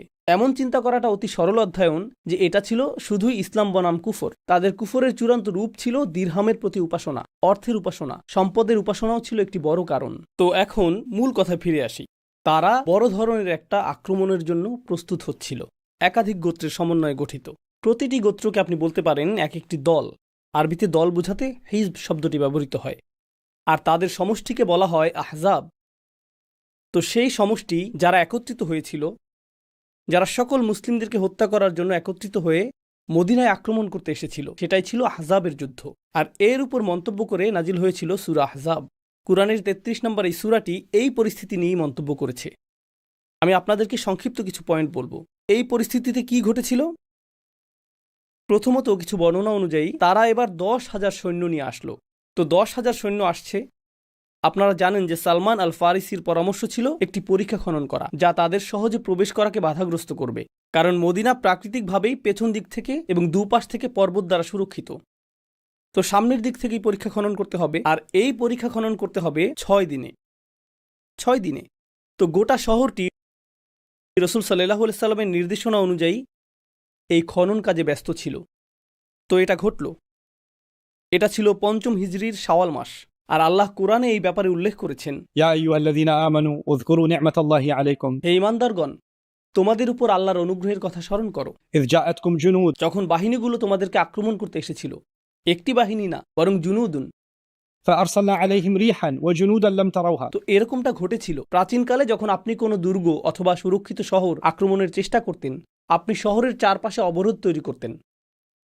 আপনি সরাসরি আক্রমণের চেষ্টা করতেন না, কারণ তারা সুরক্ষিত। তখন কি ঘটবে? এক সময় দুর্গের ভিতর খাদ্য সংকট দেখা দিবে, তাদের উপায় উপকরণ সংকট দেখা দিবে, তারা অনাহারে থাকতে শুরু করবে এবং আত্মসমর্পণ করবে। তো আপনি শুধু বাইরে থেকে অপেক্ষা করেন যাতে তারা খাদ্য সংকটে পড়ে, আর তারপর তারা আত্মসমর্পণ করবে। এভাবেই অতীতকালে দুর্গ অথবা সুরক্ষিত শহর জয় হতো। তো কুরাইশরা চিন্তা করছিল, আমরা শুধু শহরের বাইরে অপেক্ষা করব। এটা ঠিক যে আমরা পরীক্ষা অতিক্রম করতে পারছি না, আমরা চেষ্টা করেছি, আমাদের শুধু অপেক্ষা করতে হবে। একসময় তাদের খাদ্য এবং পানীয়ের যোগান নিঃশেষ হয়ে যাবে, আগে অথবা পরে তাদেরকে বেরিয়ে আসতেই হবে, আর যখন তারা বের হবে আমরা তাদেরকে ধরে ফেলবো। তো তারা অপেক্ষা করছিল। কিন্তু সেখানে কি শুধুই কুরাইশরা ছিল? তারা অনেকগুলো গোত্র সাথে করে নিয়ে এসেছিল, তাই না? এই গোত্রগুলো সবাই প্রচুর অর্থ ব্যয় করেছে এখানে এসে সেনা ছাউনি স্থাপনের জন্য। সেনা ছাউনি স্থাপন করাটা ব্যয়বহুল। তাঁবু খাটানো, পশুদের খাবারের সংস্থান, সৈন্যদের খাবারের ব্যবস্থা, সব কিছুর নিরাপত্তা রক্ষা, খাবার রান্না করা, অসুস্থ সৈনিকদের জন্য জরুরি হসপিটালের ব্যবস্থা করা, তাদের অস্থায়ীভাবে গোটা একটা শহর স্থাপন করতে হয়, আর তাদেরকে সেখানে অবস্থান করতে হয় সপ্তাহের পর সপ্তাহ। মুসলিমগণ যখন মদিনাতে অবরুদ্ধ হয়েছিলেন, তখন আল্লাহ কি করলেন? আল্লাহ কোরআনে বলেছেন, ফাআরসালনা আলাইহিম রিহান, আমরা তাদের বিরুদ্ধে একটি বাতাস প্রেরণ করলাম। তো মরুভূমিতে যখন বালি ঝড় আসে, তখন মানুষের চোখে বালি প্রবেশ করে, মানুষের মুখে বালি প্রবেশ করে, এটা পশুদের চোখে প্রবেশ করে। এই বাতাস সেই চুলাগুলোকে উল্টে দেয় যেখানে খাবার রান্না হচ্ছিল। এরপর তাঁবুতে আগুন ধরে যায়, ঘোড়াগুলো দৌড়ে চলে যায়, আর উটগুলো ছুটাছুটি করতে থাকে। তারা এটা নিয়ন্ত্রণ করতে পারে না, এটা নিয়ন্ত্রণের বাইরে চলে যায়। অবস্থা এমন হয় যে কোনো কোনো গোত্র হাল ছেড়ে দিতে থাকে। আমরা ভেবেছিলাম এটা অর্থসংস্থানের সহজ উপায়, কিন্তু এখন আমাদের মনে হচ্ছে ফিরে যাওয়াটাই উত্তম। তাদের কেউ কেউ চলে যেতে শুরু করলো, আর এক পর্যায়ে কুরাইশরা দেখলো এভাবে এটা আর চলবে না। তো তারাও মক্কায় ফিরে গেল। যুদ্ধ আসলে সংঘটিত হয়নি, তাদের সমগ্র প্রচারণাটি ব্যর্থ হয়ে গেল। প্রচারণাটির উদ্দেশ্য ছিল গণহত্যা, কারণ তারা শহরের ভিতরে প্রবেশ করবে এবং সেনা অভিযান পরিচালনা করবে। কিন্তু সেই প্রচারণাটি ব্যর্থ হলো এবং তারা ফিরে গেল। এখন ফলশ্রুতিতে যা ঘটল, কুরাইশদের ভাবমূর্তি চরমভাবে ক্ষুণ্ণ হলো। কারণ এখন তারা শুধুমাত্র মুসলিমদের কাছে 3 বার পরাজিতই হয়নি, বরং তারা অন্য গোত্রগুলোরও প্রচুর অর্থ বিনষ্ট করেছে। তোমাদের কথা সেখানে যেতে সম্মত হয়েছিলাম, কারণ এটা হবে অর্থ উপার্জনের সহজ পন্থা। সহজ পন্থা। আমরা মরুভূমিতে গিয়ে অবস্থান করলাম, কয়েক সপ্তাহ ধরে নিজেদেরকে কাবাবে পরিণত করলাম, আর এরপর ফিরে আসলাম। তোমরা আমাদের এতগুলো অর্থ নষ্ট করেছ। তোমাদের যদি আবারও কোনো অনুরোধ থাকে, তখন অন্য কারোর সাথে কথা বলবে। আমরা আর কথা বলতে চাই না। এখন তারা বিশ্বাসযোগ্যতা হারালো, তারা আস্থা হারালো এমন মানুষদের কাছে যারা তাদেরকে ক্ষমতাধর এবং সম্মানিত কুরাইশ হিসেবে বিবেচনা করত। তো এটা ছিল সেই অঞ্চলে কুরাইশদের রাজনৈতিক কেন্দ্রবিন্দুতেই তাদের চরম অধঃপতন। রাজনৈতিক কেন্দ্রবিন্দুতেই তাদের চরম অধঃপতন। এখন এই সব কিছু বলার পরে আমাদেরকে পরবর্তী ধাপে যেতে হবে, আর মূলত এটাই আপনাদের সাথে আমি আলোচনা করতে চেয়েছি। এতক্ষণ আমি যা বললাম তা ছিল ইতিহাসের গুরুত্বপূর্ণ এই ঘটনাগুলো উল্লেখের মাধ্যমে প্রেক্ষাপট তৈরি করা, যেটা সূরা ফাথ অধ্যয়নের জন্য পথ উন্মোচিত করবে ইনশাআল্লাহ। সূরা ফাথের কিছু অংশ আমরা পরবর্তী পর্বে আলোচনা করব ইনশাআল্লাহ। খন্দকের যুদ্ধের 1 বছর এবং কয়েক মাস পরে রাসূল সাল্লাল্লাহু আলাইহি সাল্লাম একটি স্বপ্ন দেখলেন, আর তিনি স্বপ্নে দেখলেন যে তিনি ওমরা করছেন এবং এই উদ্দেশ্যে তিনি মাথা মুন্ডন করছেন। তো তিনি এই স্বপ্নের কথা সাহাবীদেরকে বললেন। এটা বললেন যে আমি এই স্বপ্নটা দেখেছি, আমরা ওমরা করতে যাব, আর সমস্যা হলো আপনাকে ওমরা করতে মক্কায় যেতে হবে। আর মক্কার অধিবাসীরা 1 বছরের কিছু বেশি সময় আগে, প্রায় 14-15 মাস আগে, তারা আপনার দোরগোড়ায় এসেছিল আপনার শহরের প্রত্যেক নারী, পুরুষ এবং শিশুর রক্ত ঝরানোর প্রতিজ্ঞা নিয়ে। তারা গণহত্যার জন্য উন্মাদ হয়ে গিয়েছিল। আর এখন আপনি একটি স্বপ্ন দেখলেন যে আপনি সেখানে যাবেন এবং ওমরা সম্পন্ন করবেন। আরবদের জন্য কোমরে তরবারি রাখা ছিল পোশাক পরিধানের মতো। তরবারি ছাড়া তারা নিজেদেরকে উলঙ্গ মনে করত। তারা এটাকে অস্ত্র হিসেবেই বিবেচনা করত না। এটা অনেকটা এরকম, আপনি যখন আমেরিকার ড্যালাস শহর থেকে বের হয়ে কিছুটা প্রত্যন্ত এলাকায় যাবেন, সেখানে আপনার এই ধারণা করা উচিত না যে কাউকে অস্ত্রহীন অবস্থায় দেখবেন। Right. আমি কয়েকবার এরকম এলাকায় গাড়ি চালিয়ে গিয়েছি, আর সেখানকার পেট্রোল পাম্পগুলোতে বেশ মজা পেয়েছিলাম সাইনবোর্ডগুলো দেখে। সেখানে লেখা ছিল আমরা পুলিশে খবর দিই না, আর পাশেই একটা পিস্তলের ছবি। সেই সময়ে আরবরা এরকম ছিল, তারা সব সময় তরবারি সাথে রাখত। কিন্তু যখন আপনি যুদ্ধ করতে যান, আপনি বর্ম, তরবারি, তীর, ধনুক, বর্ষা নিয়ে যান, আপনি সামর্থ্য অনুযায়ী সব কিছু নিয়ে যান। কিন্তু আপনি যখন হজ করতে যান, তখন শুধু আত্মরক্ষার জন্য হালকা অস্ত্র বহন করেন, এর বেশি কিছু না। মিকাত অতিক্রম করার পর আপনি ইহরাম পরিধান করেন, তো আপনি মূলত অরক্ষিত। আর আপনি সাথে করে শত শত কুরবানির পশু নিয়ে যান। প্রকৃতপক্ষে গ্রন্থগুলোতে উল্লেখ রয়েছে 1400 মুসলিম এই সফরে রাসূল সাল্লাল্লাহু আলাইহি সাল্লামের সঙ্গ দিতে সম্মত হয়েছিলেন।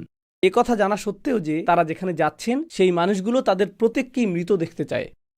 আর এই কাফেররা পরোয়া করে না যে কে নিরীহ আর কে নিরীহ না, তারা এর কোনো পরোয়া করে না। তো রাসূল সাল্লাল্লাহু আলাইহি সাল্লাম এই স্বপ্নটি দেখলেন, সাহাবীগণও যাত্রার জন্য প্রস্তুত, কারণ রাসূল যদি কোনো স্বপ্ন দেখেন এটাও ওহীরই অংশ, এটা ওহী। তো তারা সকলে সম্মত হলেন। এখন মুনাফিকরা, যারা মদিনারই অধিবাসী, তারা এই স্বপ্নের কথা শুনে খুশি হয়ে গেল। তারা স্বপ্নের কথা শুনে অত্যন্ত খুশি হয়ে গেল, কারণ তারা ভাবছিল, ও মক্কাবাসী তোমাদের হত্যা করতে এখানে এসেছিল, কিন্তু তারা তা করতে পারেনি। এখন তোমরা নিহত হওয়ার জন্য নিজেরাই সেখানে যাচ্ছ, এটা অসাধারণ। কারণ তারা মনে করত মদিনায় ইসলাম তাদের জন্যও সমস্যা। তারা মনে করত ইসলাম মদিনায় আসার আগেই তাদের জীবন ভালো ছিল। তো রাসূল সাল্লাল্লাহু আলাইহি সাল্লামকে যদি হত্যা করা হয়, মুনাফিকরা এতে খুবই খুশি হবে। তো তারা আসলেই খুশি হলো যখন রাসূল সাল্লাল্লাহু আলাইহি সাল্লাম বললেন তারা উমরা করতে যাবেন। তারা বলল, হ্যাঁ, হজ বরকতময় হোক, আপনাদের জন্য দোয়া করছি। আর সূরা ফাতহে আমরা এই বিষয়ে মন্তব্য দেখতে পাবো। আল্লাহ আসলে আলোচনা করবেন তাদের এই খুশি হওয়ার ব্যাপারে। যাই হোক, এটা বোঝা যায় যে সংখ্যাগরিষ্ঠ মানুষ, 1400 মানুষের প্রায় সবাই ছিলেন প্রকৃত ঈমানদার, একজন ব্যক্তি ছাড়া। আমরা সেই একজনের ঘটনা পরে আলোচনা করব। এখন তারা সকলে রওনা দেওয়ার সিদ্ধান্ত নিলেন। তো তারা মিকাতুল মদিনা জুল হুলাইফাতে গিয়ে পৌঁছলেন, যেখানে রাসূল সাল্লাল্লাহু আলাইহি সাল্লাম পশুগুলোকে জড়ো করলেন। এখন এই পশুগুলোকে হজের জন্য বিশেষভাবে চিহ্নিত করা হলো। এখন বিষয়টা আনুষ্ঠানিকভাবে জানা গেল। প্রসঙ্গক্রমে কুরাইশরা 3 বার যুদ্ধে গিয়েছে, কিন্তু যুদ্ধ শুধুমাত্র লড়াই এবং সংঘাতই না, গোয়েন্দা তথ্য সংগ্রহ যুদ্ধের গুরুত্বপূর্ণ অংশ। আপনি যদি 1400 মানুষকে চালিত করেন, আপনি এতগুলো পশু প্রস্তুত করেছেন, এরপর আপনি মদিনা ত্যাগ করছেন, এটা কুরাইশদের জন্য কি বার্তা দিবে? এটা বার্তা দিবে যে তারা আসছে এবং তারা আমাদের দিকেই আসছে। তো কুরাইশরা নিশ্চিত করতে চাইল যে মুসলিমরা যাতে মক্কায় পৌঁছতেই না পারে। তারা এটা নিশ্চিত করতে চাইল যাতে মুসলিমরা মক্কায় পৌঁছতে না পারে। এটা কেন গুরুত্বপূর্ণ? এটা গুরুত্বপূর্ণ কারণ মুসলিমরা যদি মক্কায় পৌঁছতে পারে, মক্কা হলো পবিত্র ভূমি, শুধুমাত্র ইসলামী মানদণ্ডেই না, বরং কুরাইশদের মানদণ্ডেও। কুরাইশদের জন্য মক্কায় একে অপরকে হত্যা করা বৈধ ছিল না। আর এটা কুরাইশদের মর্যাদা প্রদানকারী বিষয়গুলোর একটি, যেই সেখানে প্রবেশ করবে সে নিরাপদ। তো মুসলিমগণ যদি মক্কার সীমানার মধ্যে প্রবেশ করে, তাহলে তারা তাদেরকে হত্যা করতে পারবে না। তো মুসলিমদেরকে হত্যা করার একমাত্র সুযোগ ছিল যখন তারা পথে থাকবেন, যখন তারা মক্কার পথে ভ্রমণরত থাকবেন, এখনই তাদের ধরতে হবে। তো তারা জানল কখন মুসলিমরা আসছে। রাসূল সাল্লাল্লাহু আলাইহি সাল্লাম মুসাব বিন সুফিয়ান আল খুজাইকে গুপ্তচর হিসেবে পাঠালেন। আমাদের দিক থেকেও একজনকে পাঠানো হলো কুরাইশরা কি করছে তা গোপনে দেখে আসার জন্য। আর তিনি ফিরে আসলেন এবং বললেন যে তারা আসলে যুদ্ধের প্রস্তুতি নিচ্ছে। তো তারপরেও রাসূল সাল্লাল্লাহু আলাইহি সাল্লাম সরাসরি মক্কার পথেই রওনা দিলেন। তিনি উসফান নামক স্থানে পৌঁছলেন, যেটা ছিল যাত্রাবিরতির স্থান। তিনি সেখানে পৌঁছলেন, আর মুসলিম গুপ্তচর যিনি গোয়েন্দা তথ্য সংগ্রহ করছিলেন তিনি তড়িঘড়ি ফিরে আসলেন। তিনি বললেন, إن قريشا جمعوا لك جموعا কুরাইশরা সম্ভাব্য সকলকেই জড়ো করেছে, তারা প্রস্তুত। وقد جمعوا لك الأحابيش অর্থাৎ তারা আশেপাশের এলাকা থেকে এমন কিছু গোত্র জড়ো করেছে যারা গুপ্ত হত্যার জন্য বিখ্যাত। বেশ কিছু সহিংস গোত্র তারা জোগাড় করেছে। সম্ভাব্য সকল দুর্বৃত্তদের জড়ো করার সর্বোচ্চ চেষ্টা তারা করেছে। وهم مقاتلوك وصادوك عن البيت ومانعوك তারা আপনার সাথে যুদ্ধ করবে, তারা আপনাকে কাবা ঘরে প্রবেশ করতে বাধা দিবে, তারা সকল উপায়ে আপনাকে প্রতিহত করবে, তারা দৃঢ় প্রতিজ্ঞ। ঠিক আছে, এই পরিস্থিতিতে রাসূল সাল্লাল্লাহু আলাইহি সাল্লাম বললেন, يا ويح قريش لقد أكلتهم الحرب তো রাসূল সাল্লাল্লাহু আলাইহি সাল্লাম সেই 1400 মুসলিমকে জড়ো করলেন। এখন তারা তো যুদ্ধের জন্য আসেননি, তারা নিজ গৃহ ত্যাগ করেছিলেন, কারণ রাসূল সাল্লাল্লাহু আলাইহি সাল্লাম একটি স্বপ্ন দেখেছিলেন যে তারা উমরা করবেন। তো রাসূল সাল্লাল্লাহু আলাইহি সাল্লাম সমবেত সাহাবীদের উদ্দেশ্যে কথা বলছেন, আর তিনি বললেন, কুরাইশদের এমন কি সমস্যা হয়েছে, মনে হচ্ছে যেন যুদ্ধ তাদেরকে গিলে ফেলেছে। ماذا عليهم لو خلوا بيني وبين سائر العرب কেন তারা আমাকে বাকি আরবদের মাঝে ছেড়ে দিচ্ছে না? আমি তো এখন আর তাদের চেহারার সামনেও নেই, আমি তো এখন আর তাদেরকে বিরক্তও করছি না। কেন তারা আমার সাথে বিরোধ করতে চাইছে? فإنهم أصابوني كان الذي أرادوه وإن أظهرني الله عليهم دخلوا في الإسلام وافرين وإن لم يفعلوا قاتلوا وبهم قوة তিনি বলছেন, যদি বাকি আরবরা আমাকে পরাজিত করে তাহলে তো তাদের আকাঙ্ক্ষাই পূরণ হবে, আর যদি আল্লাহ অন্যদের বিপরীতে আমাকে বিজয়ী করেন তখন তো কুরাইশরা যুদ্ধ ছাড়াই সহজে ইসলামে প্রবেশ করতে পারবে। কেন তারা যুদ্ধের প্রতি এত আগ্রহী?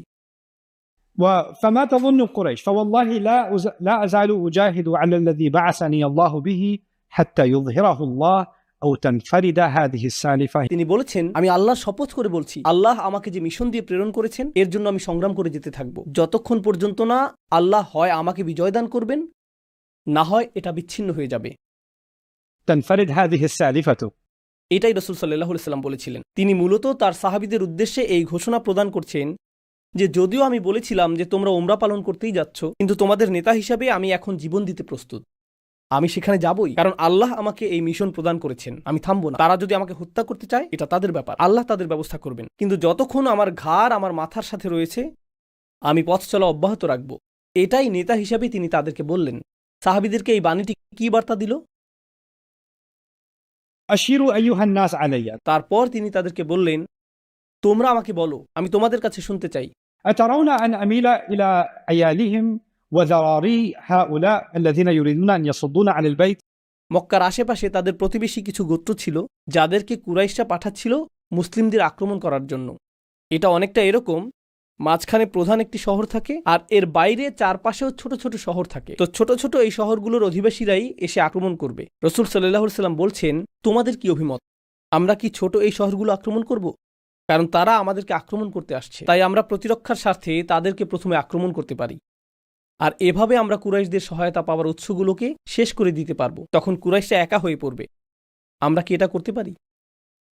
فإن يأتونا كان الله عز وجل قد قطع عينا من المشركين কারণ চারপাশের এই গোত্রগুলো যদি এর আগে আমাদেরকে আক্রমণও করে তবুও আমরা তাদেরকে পরাজিত করতে পারবো। সকল অবস্থাতেই আল্লাহ মুশরিকদের এক চোখে বন্ধ করে রেখেছেন। সাধারণত তারা যতটা সহায়তা পায় ততটা তারা পাবে না। وإلا تركناهم محروبين তো রাসূল সাল্লাল্লাহু আলাইহি সাল্লাম মূলত উপস্থিত সাহাবীদের পরীক্ষা করছেন এবং বলছেন, আমাদের কি এখন যুদ্ধ করা উচিত? তোমাদের অভিমত কি? আমার মনে হয় কুরাইশদের আশেপাশের এই গোত্রগুলোকে, এই পথের কাঁটাগুলোকে আমরা শায়েস্তা করতে পারি।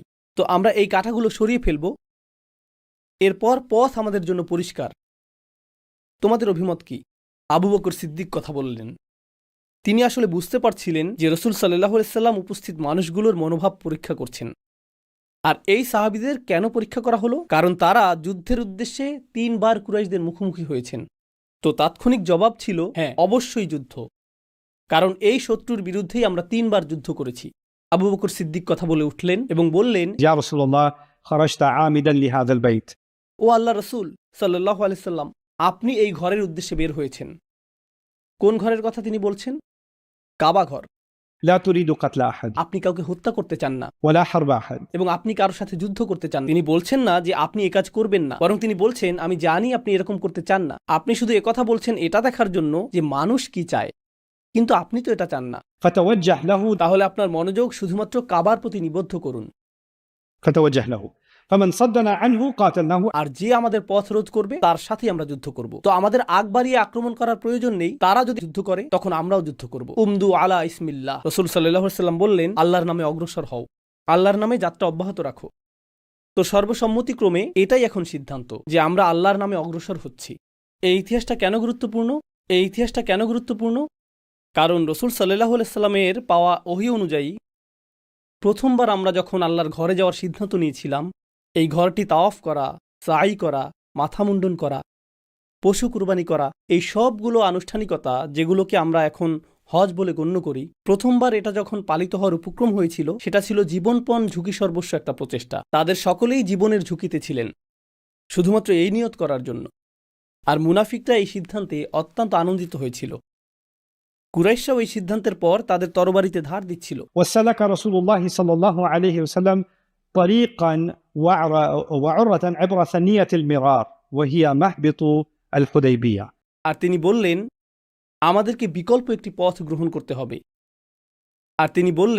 আমাদেরকে বিকল্প একটি পথ গ্রহণ করতে হবে, কারণ তারা আমাদেরকে বাধাগ্রস্ত করবে, তখন যুদ্ধ অপরিহার্য হয়ে পড়বে। প্রসঙ্গক্রমে শত্রু সেনাবাহিনীর নেতৃত্বে কে ছিলেন? মুসলিমদের গুপ্তচর সংবাদ দিয়েছিল যে তিনি ছিলেন খালিদ ইবনে ওয়ালিদ, যিনি আমাদেরকে ব্যাপক ক্ষতিগ্রস্ত করেছেন। কখন? ওহুদের যুদ্ধে। একমাত্র কে খন্দক পাড়ি দিতে সক্ষম হয়েছিলেন? আপনারা জানেন সেই পরীক্ষা কুরাইশরা পাড়ি দিতে পারেনি। একমাত্র যার নেতৃত্বে কিছু সংখ্যক লোক পরীক্ষাটি পাড়ি দিয়ে মুসলিমদেরকে আক্রমণ করেছিল তিনি ছিলেন খালিদ বিন ওয়ালিদ। তো তিনি তাদের সবচেয়ে সফল সেনাপতি। হয়তো তিনি অথবা তার এক গুপ্তচর মুসলিমদেরকে আসফানে দেখেছিলেন। আর তারা দেখেছিলেন যে মুসলিমগণ তাদের সাথে হালকা অস্ত্র, তাদের তরবারিগুলো পাশে রেখে জোহরের নামাজ আদায় করছেন। চমৎকার একটা বুদ্ধি পাওয়া গেল। যখন তারা নামাজ পড়ে সেটাই তাদের সকলকে হত্যা করার একটা উত্তম সময়। কতবার তারা নামাজ পড়ে? মনে হয় তাদের পরবর্তী নামাজ হলো আসর নামক তাদের আরেকটা নামাজ রয়েছে। এটা ছিল জোহরের সময়।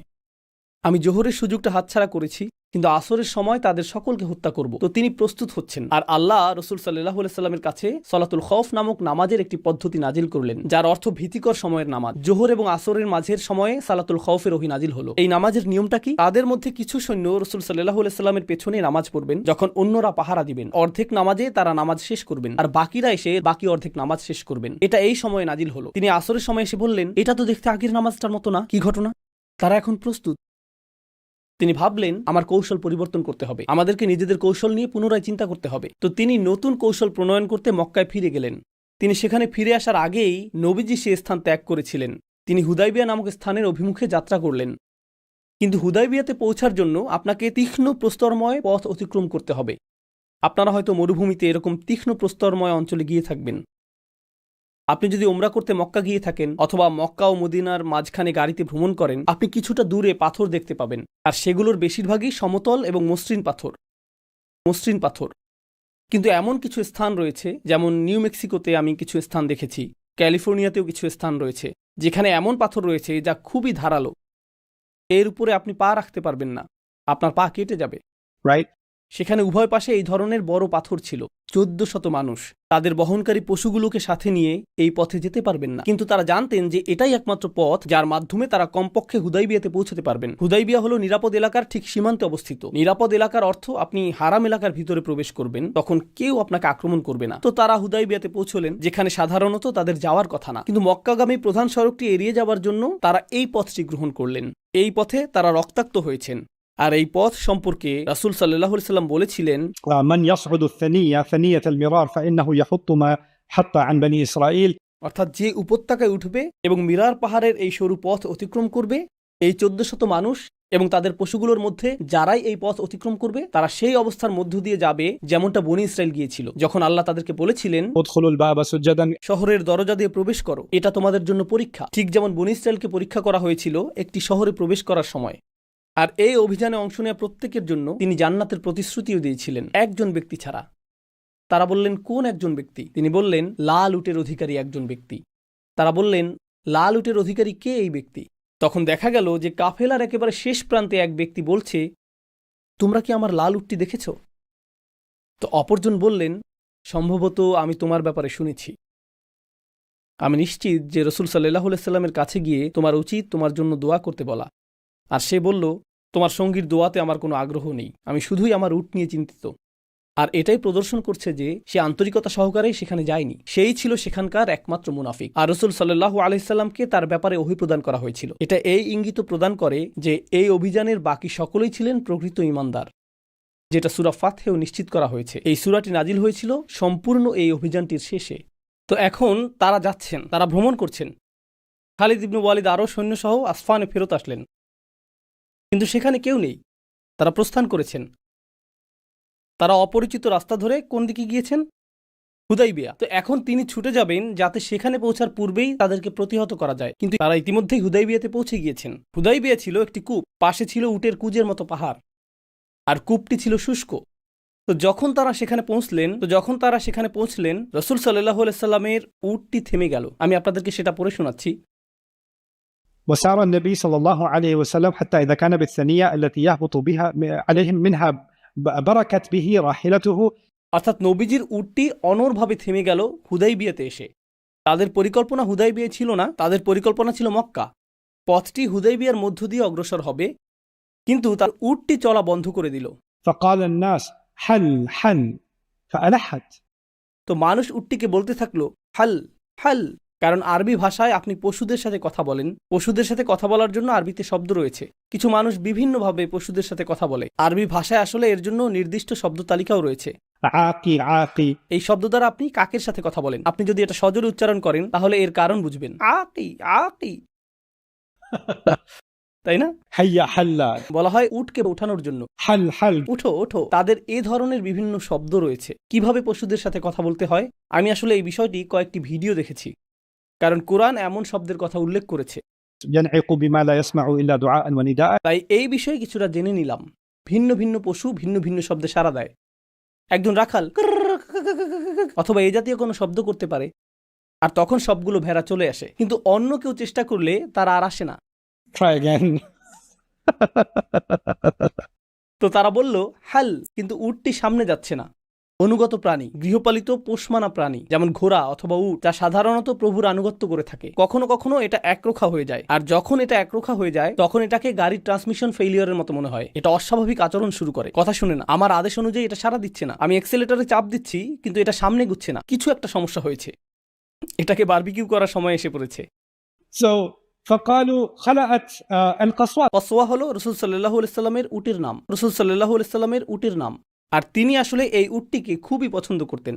কসওয়ার সাথে খুবই বন্ধুত্বপূর্ণ সম্পর্ক তার। তো সাহাবীগণ বললেন, কসওয়া একরোখা হয়ে গেছে, কসওয়া অস্বাভাবিক আচরণ করছে। خلأت القصوى خلأت القصوى. فقال النبي صلى الله عليه وسلم ما خلأت القصوى. রাসূল সাল্লাল্লাহু আলাইহি সাল্লাম বললেন, না না না না না, কসওয়ার কোনো সমস্যা হয়নি, وما ذاك لها بخلق. আর সে এরকম আচরণও করে না, এটা তার চারিত্রিক বৈশিষ্ট্যও না। তো রাসূল সাল্লাল্লাহু আলাইহি সাল্লাম একটি পশুর চারিত্রিক বৈশিষ্ট্যও জানতেন। এরকম নিবিড়ভাবে তিনি পশুটিকে চিনতেন। ولكن حبسها حابس الفيل. বুখারী শরীফের এই হাদিসটি আসলেই চমৎকার। বরং যেই সত্তা হাতিগুলো থামিয়েছিলেন তিনিই তাকেও থামিয়েছেন। কোন হাতি এগুলো? কোন হাতি এগুলো? আব্রাহা বাহিনীর হাতি। আব্রাহা চেয়েছিল সেই হাতিগুলো যাতে এগিয়ে যায় এবং কাবাঘরকে পিষে ফেলে, কিন্তু হাতিগুলো সামনে চলা বন্ধ করে দেয়। আর নবীজি বলছেন, যেই সত্তা সেই হাতিগুলোকে থামিয়েছিলেন তিনিই কসওয়াকেও থামিয়েছেন। এর দ্বারা রাসূল সাল্লাল্লাহু আলাইহি সাল্লামকে আল্লাহ কি বুঝাচ্ছেন? আপনি যদি এখন মক্কায় যান তাহলে যুদ্ধ সংঘটিত হবে। তো ঠিক যেভাবে আল্লাহ হাতিগুলোকে থামিয়ে হারাম শরীফে ঘুরতে যাওয়া সহিংসতা রোধ করেছিলেন, এখনও তিনি কসওয়াকে থামিয়ে দিয়ে সহিংসতা রোধ করছেন।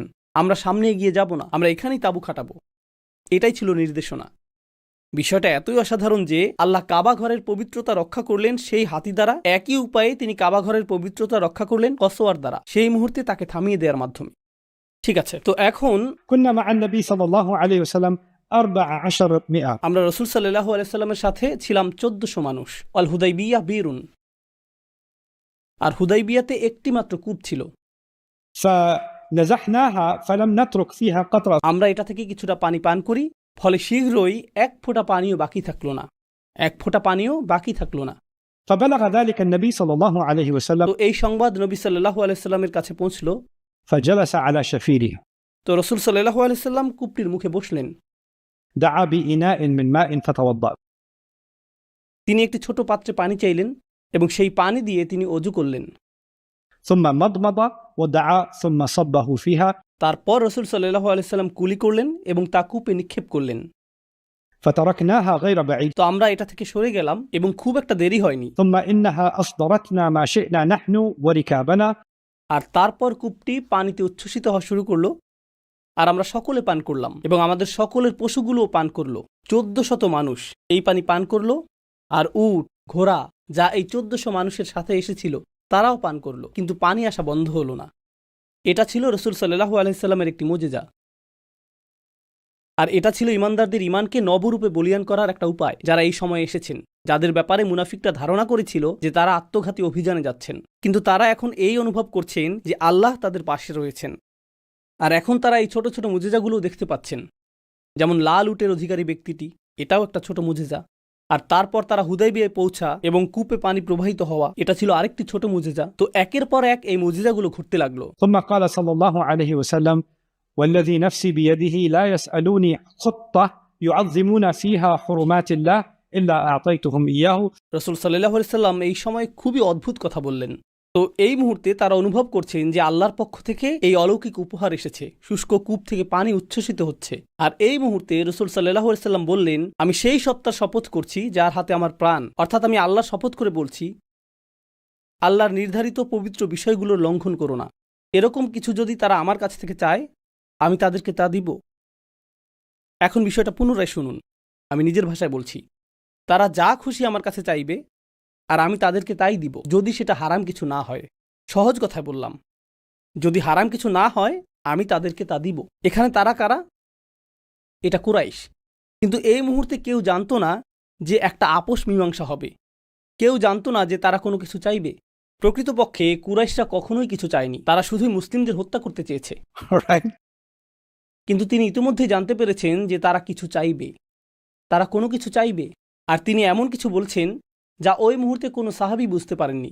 তারা যাই চাইবে, যতক্ষণ পর্যন্ত তা দ্বারা আল্লাহর নির্ধারিত পবিত্র বিষয়গুলো লঙ্ঘিত না হয়, আমি তাদেরকে তা দিব, আমি তাদেরকে তা দিব। আর এই মুহূর্তে যখন সাহাবীগণ ঈমানে পরিপূর্ণ ছিলেন কূপের এই মুজিজার কারণে, এখনই তারা এমন কিছু শুনলেন যা অবশেষে তাদের ঈমানকে পরীক্ষার সম্মুখীন করবে।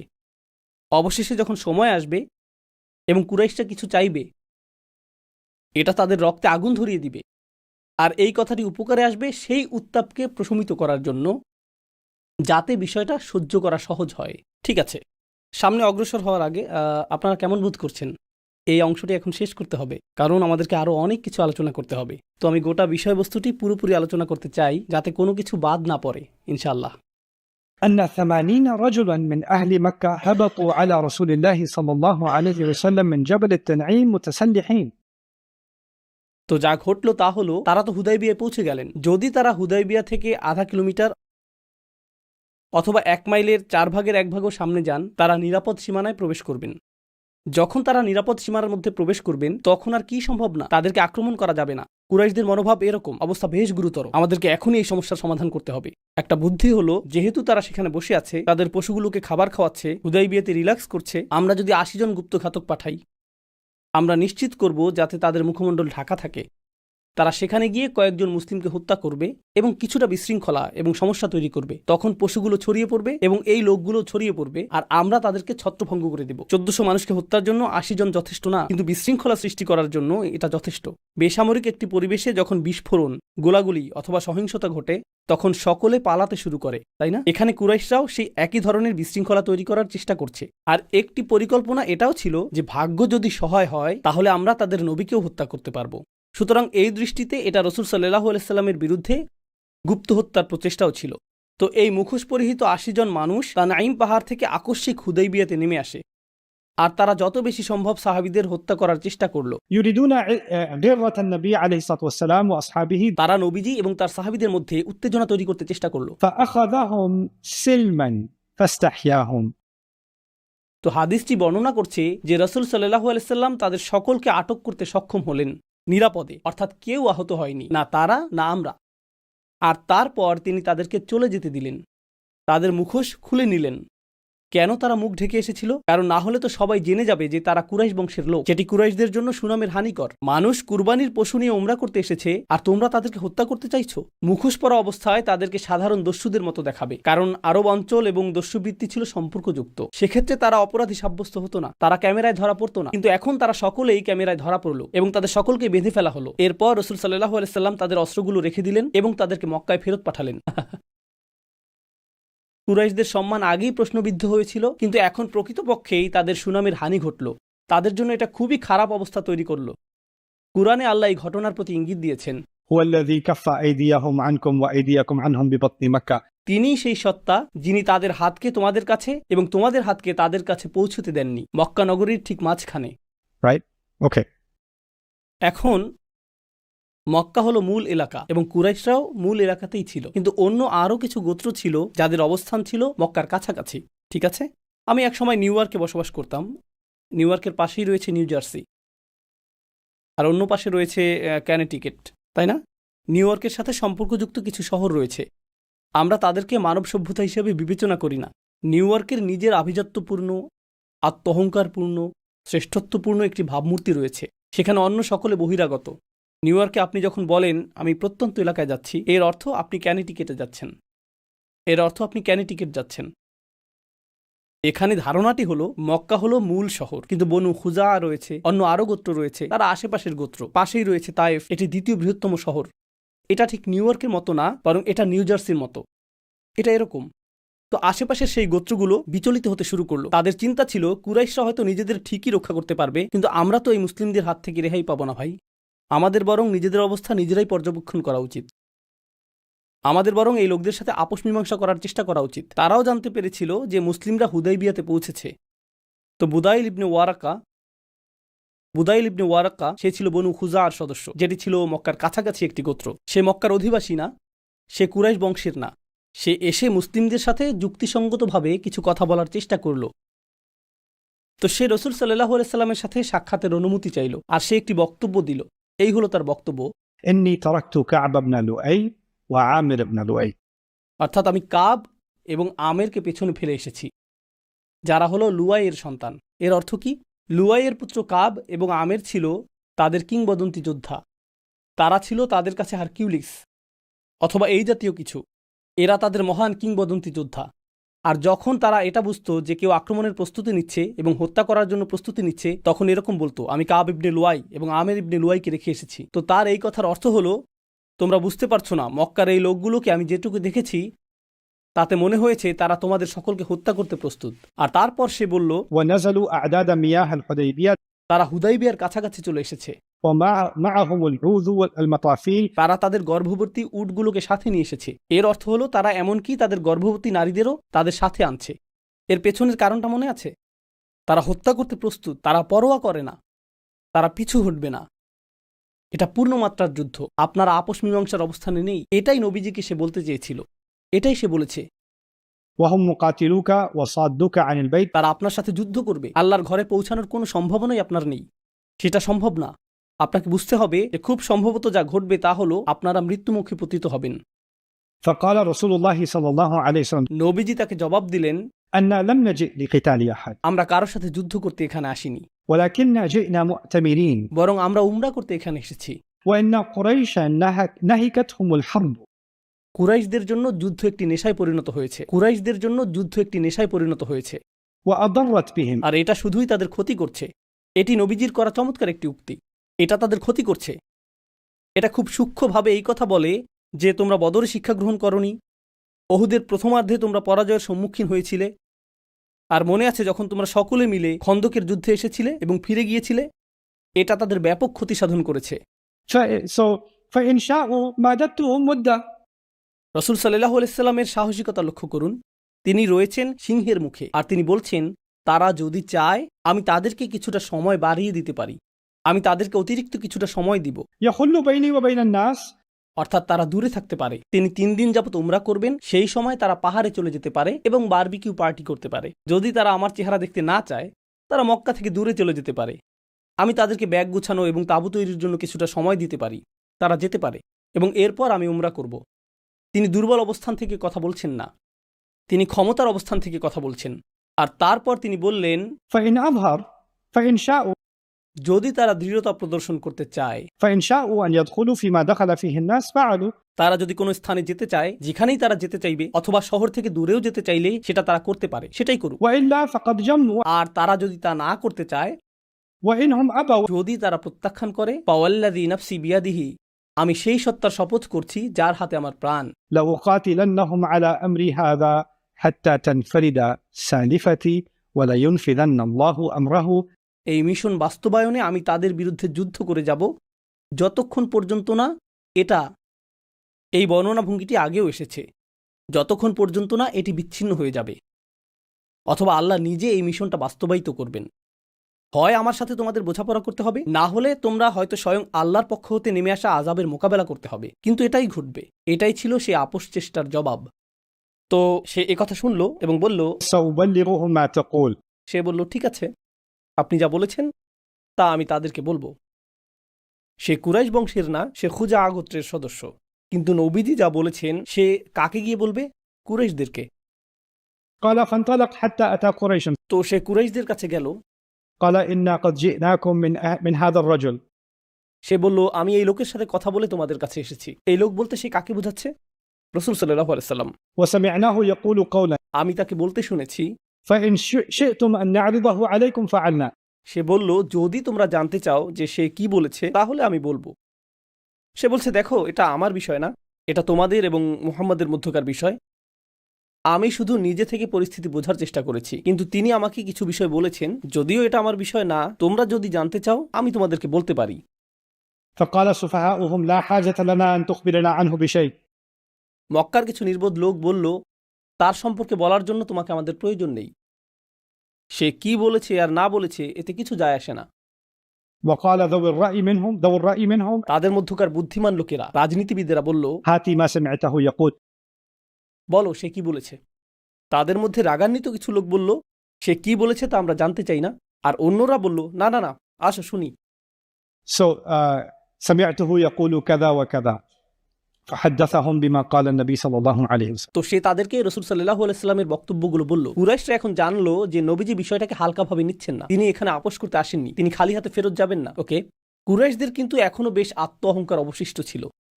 তারা রাসূল সাল্লাল্লাহু আলাইহি সাল্লামকে মক্কায় প্রবেশ করতে দিবে না, তারা রাসূল সাল্লাল্লাহু আলাইহি সাল্লামকে মক্কায় প্রবেশ করতে দিবে না। আর তারা তার সাথে সরাসরি কথা বলার মর্যাদাটুকু প্রদর্শন করতে চায়নি। তারা এখনো সরাসরি তার সাথে কথা বলবে না, তারা এখনো করণীয় নিয়ে চিন্তা করছে। আর উরওয়া ইবনে মাসউদ আস-সাফাকি, সাকিফ হলো তায়েফের একটি গোত্রের নাম, পাশের শহর। Right?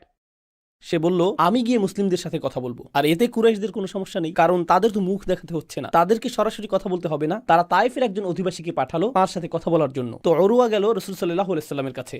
আর উরওয়া ছিল মাল্টিমিলিয়নিয়ার, সে খুবই ধনী ব্যক্তি। অতীতে এক সময় তার কিছু ঋণের প্রয়োজন হয়েছিল, তখন সে আবু বকর রাদিয়াল্লাহু তাআলা আনহুর কাছ থেকে অর্থ ঋণ নিয়েছিল, যেটা ধারণা দিচ্ছে যে আবু বকর রাদিয়াল্লাহু তাআলা আনহুর কি পরিমাণ অর্থ ছিল। কারণ সমৃদ্ধশালী শহর তায়েফের একজন নেতা যদি আবু বকরের কাছ থেকে অর্থ ধার নেয়, সেটা তো 2000 টাকা হবে না। Okay, so মোটা অঙ্কের টাকা সে ধার নিয়েছিল, আর সেটা সে পরিশোধ করেনি। সে এটা পরিশোধ করেনি, পরে এই বিষয়টা আসবে। قال عروة عند ذلك أي محمد. তো উরওয়া, সে একজন রাজনীতিবিদ, তার শহরের সে বড় কিছু, সে ভিআইপির মতো কথা বলছে। সে রাসূল সাল্লাল্লাহু আলাইহি সাল্লামকে দেখছে, সে এমনভাবে কথা বলবে না যাতে সম্মান প্রকাশ পায়। সে বলল, এই মুহাম্মদ, এভাবেই সে তার সাথে কথা বলছে। أرأيت إن استأصلت أمر قومك هل سمعت بأحد من العرب اجتاح أهله قبلك. তুমি কি আসলেই মনে করো যে তুমি তোমার নিজের লোকদের উচ্ছেদ করবে? তুমি কি কোনো আরবকে তার নিজের গোত্রের সাথে এমনটা করতে দেখেছো?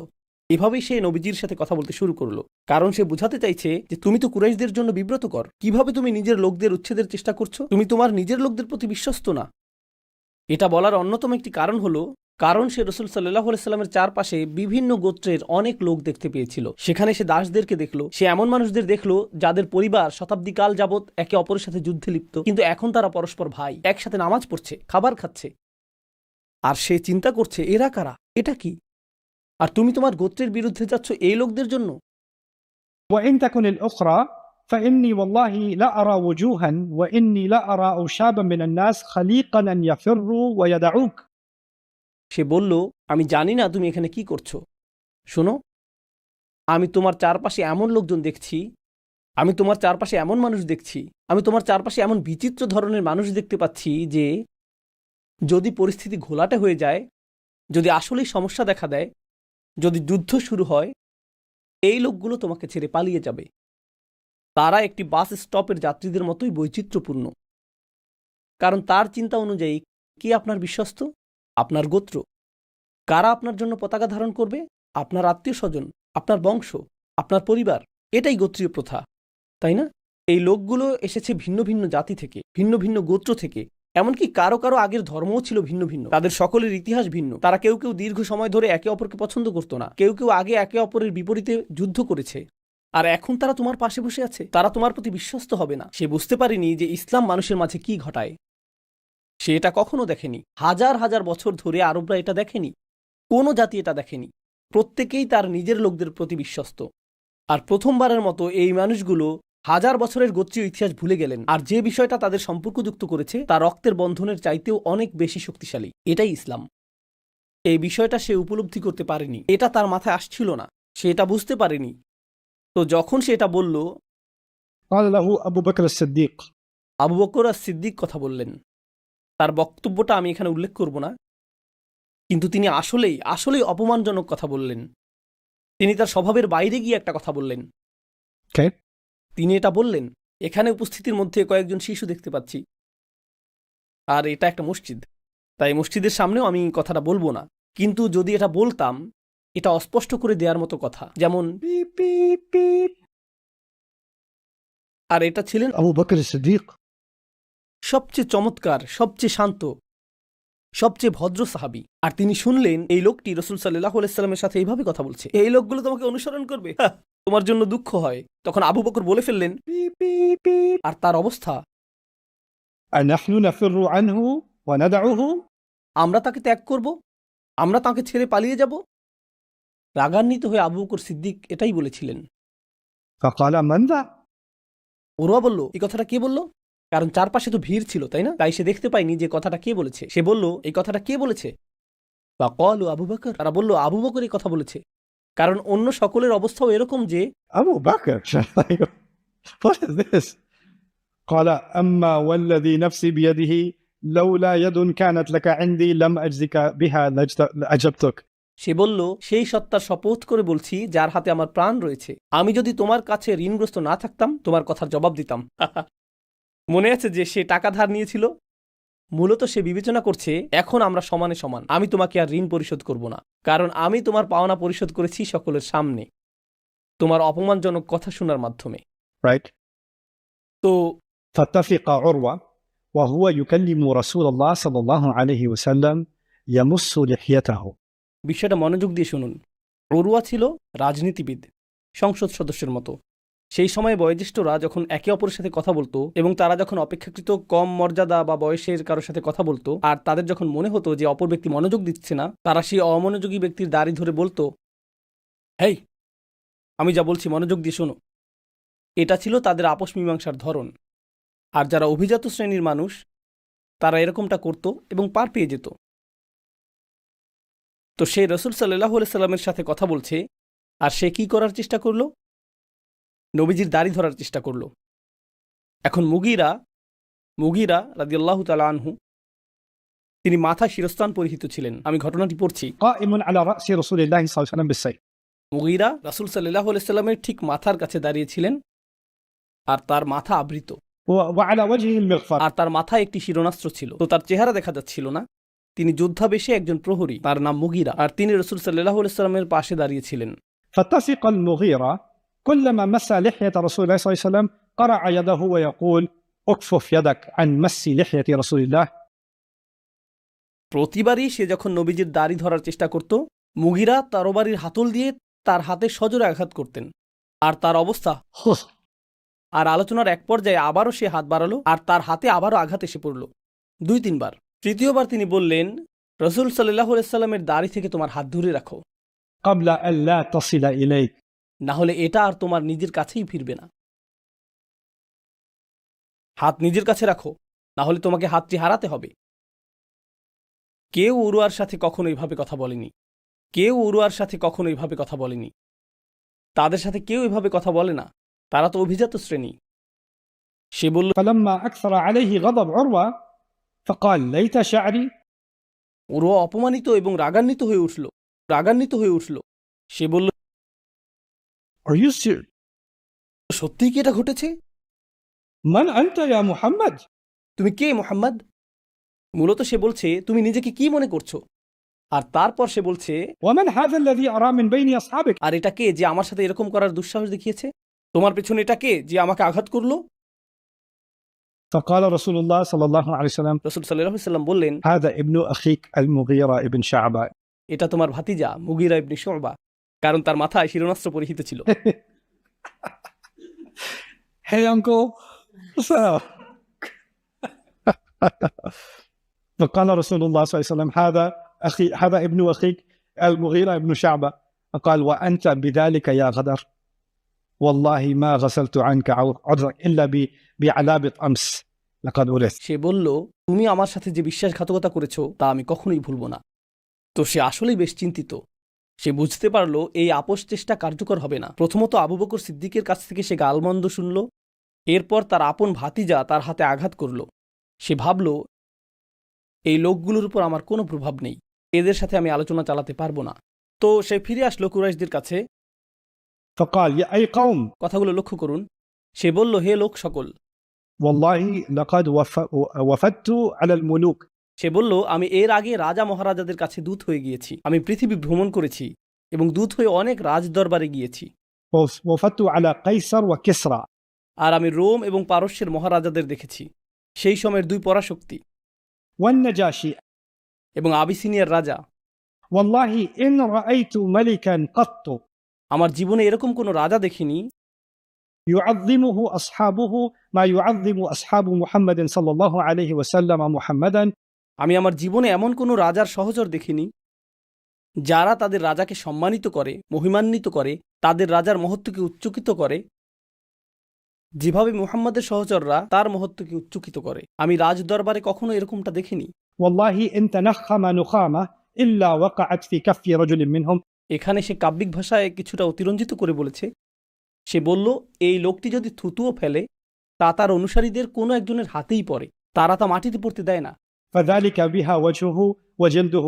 যদি তার চেহারা অথবা শরীর থেকে এক ফোঁটা ঘামও ঝরে পড়ে, তারা তাদের হাত দিয়ে তা ধরে ফেলে। وإذا أمرهم ابتدروا أمره। আর তিনি যখন তাদের কোনো কিছু করার আদেশ দেন তা পালন করার জন্য তারা একে অপরের সাথে প্রতিযোগিতা করে। وإذا توضأ كادوا يقتتلون على وضوئه। যখন তিনি অজু করেন তারা যেন একে অপরের সাথে যুদ্ধে লিপ্ত হয় তার সেই অজুর পানি সংগ্রহ করার জন্য। وإذا تكلم خفضوا أصواتهم عنده। আর যখন তিনি কথা বলেন তারা নিজেদের কণ্ঠস্বরকে অবনমিত করে। وما يحدون إليه النظر تعظيما له। আর তার মর্যাদার কথা স্মরণ করে তাদের কেউ চোখের ভুরু উপরে তোলে না এবং চোখ বড় করে তার দিকে তাকায় না। তারা এমনকি আক্রমণাত্মক ভঙ্গিতে তার সাথে চোখাচোখিও করে না, এমনকি যখন তারা তার দিকে তাকায় সেই দৃষ্টিতেও বিনয় ঝরে পড়ে। وإنه قد عرض عليكم خطة رشد فاقبلوها। শোনো, তিনি তোমাদের ভালো একটি প্রস্তাব দিচ্ছেন, এটা গ্রহণ করো। ওরও এই কথা বলছে। শোনো, তার কথা যুক্তি আছে, তিনি উদ্ভট কিছু বলছেন না। সে শুধু এতটুকুই বলল না, সে বলল, তার অনুসারীরা খুবই মজবুত ভাই, পরিস্থিতি যদি খারাপ হয়ে যায় আমি দেখতে পাচ্ছি যে তোমরা নিজেদের অনুসারীদের পালানো থেকে ধরে রাখতে পারবে না, তোমাদের লোকেরা তোমাদের ছেড়ে পালিয়ে যাবে, তার লোকেরা পালাবে না। সে তাদেরকে বলল, اقبلوا ما عرض فإني لكم ناصح। সে তাদেরকে বলল, শোনো, তিনি যে প্রস্তাব দিচ্ছেন তা গ্রহণ করো, আমি তোমাদের পক্ষেরই একজন। তোমাদের জন্য উত্তম হলো মুহাম্মদ যা বলছেন তা তোমরা মেনে নাও। مع أني أخاف أن لا تنصروا عليه। কারণ আমি ভীত যে যখন সময় আসবে তার বিরুদ্ধে যুদ্ধ করার জন্য তোমরা সাহায্যকারী পাবে না।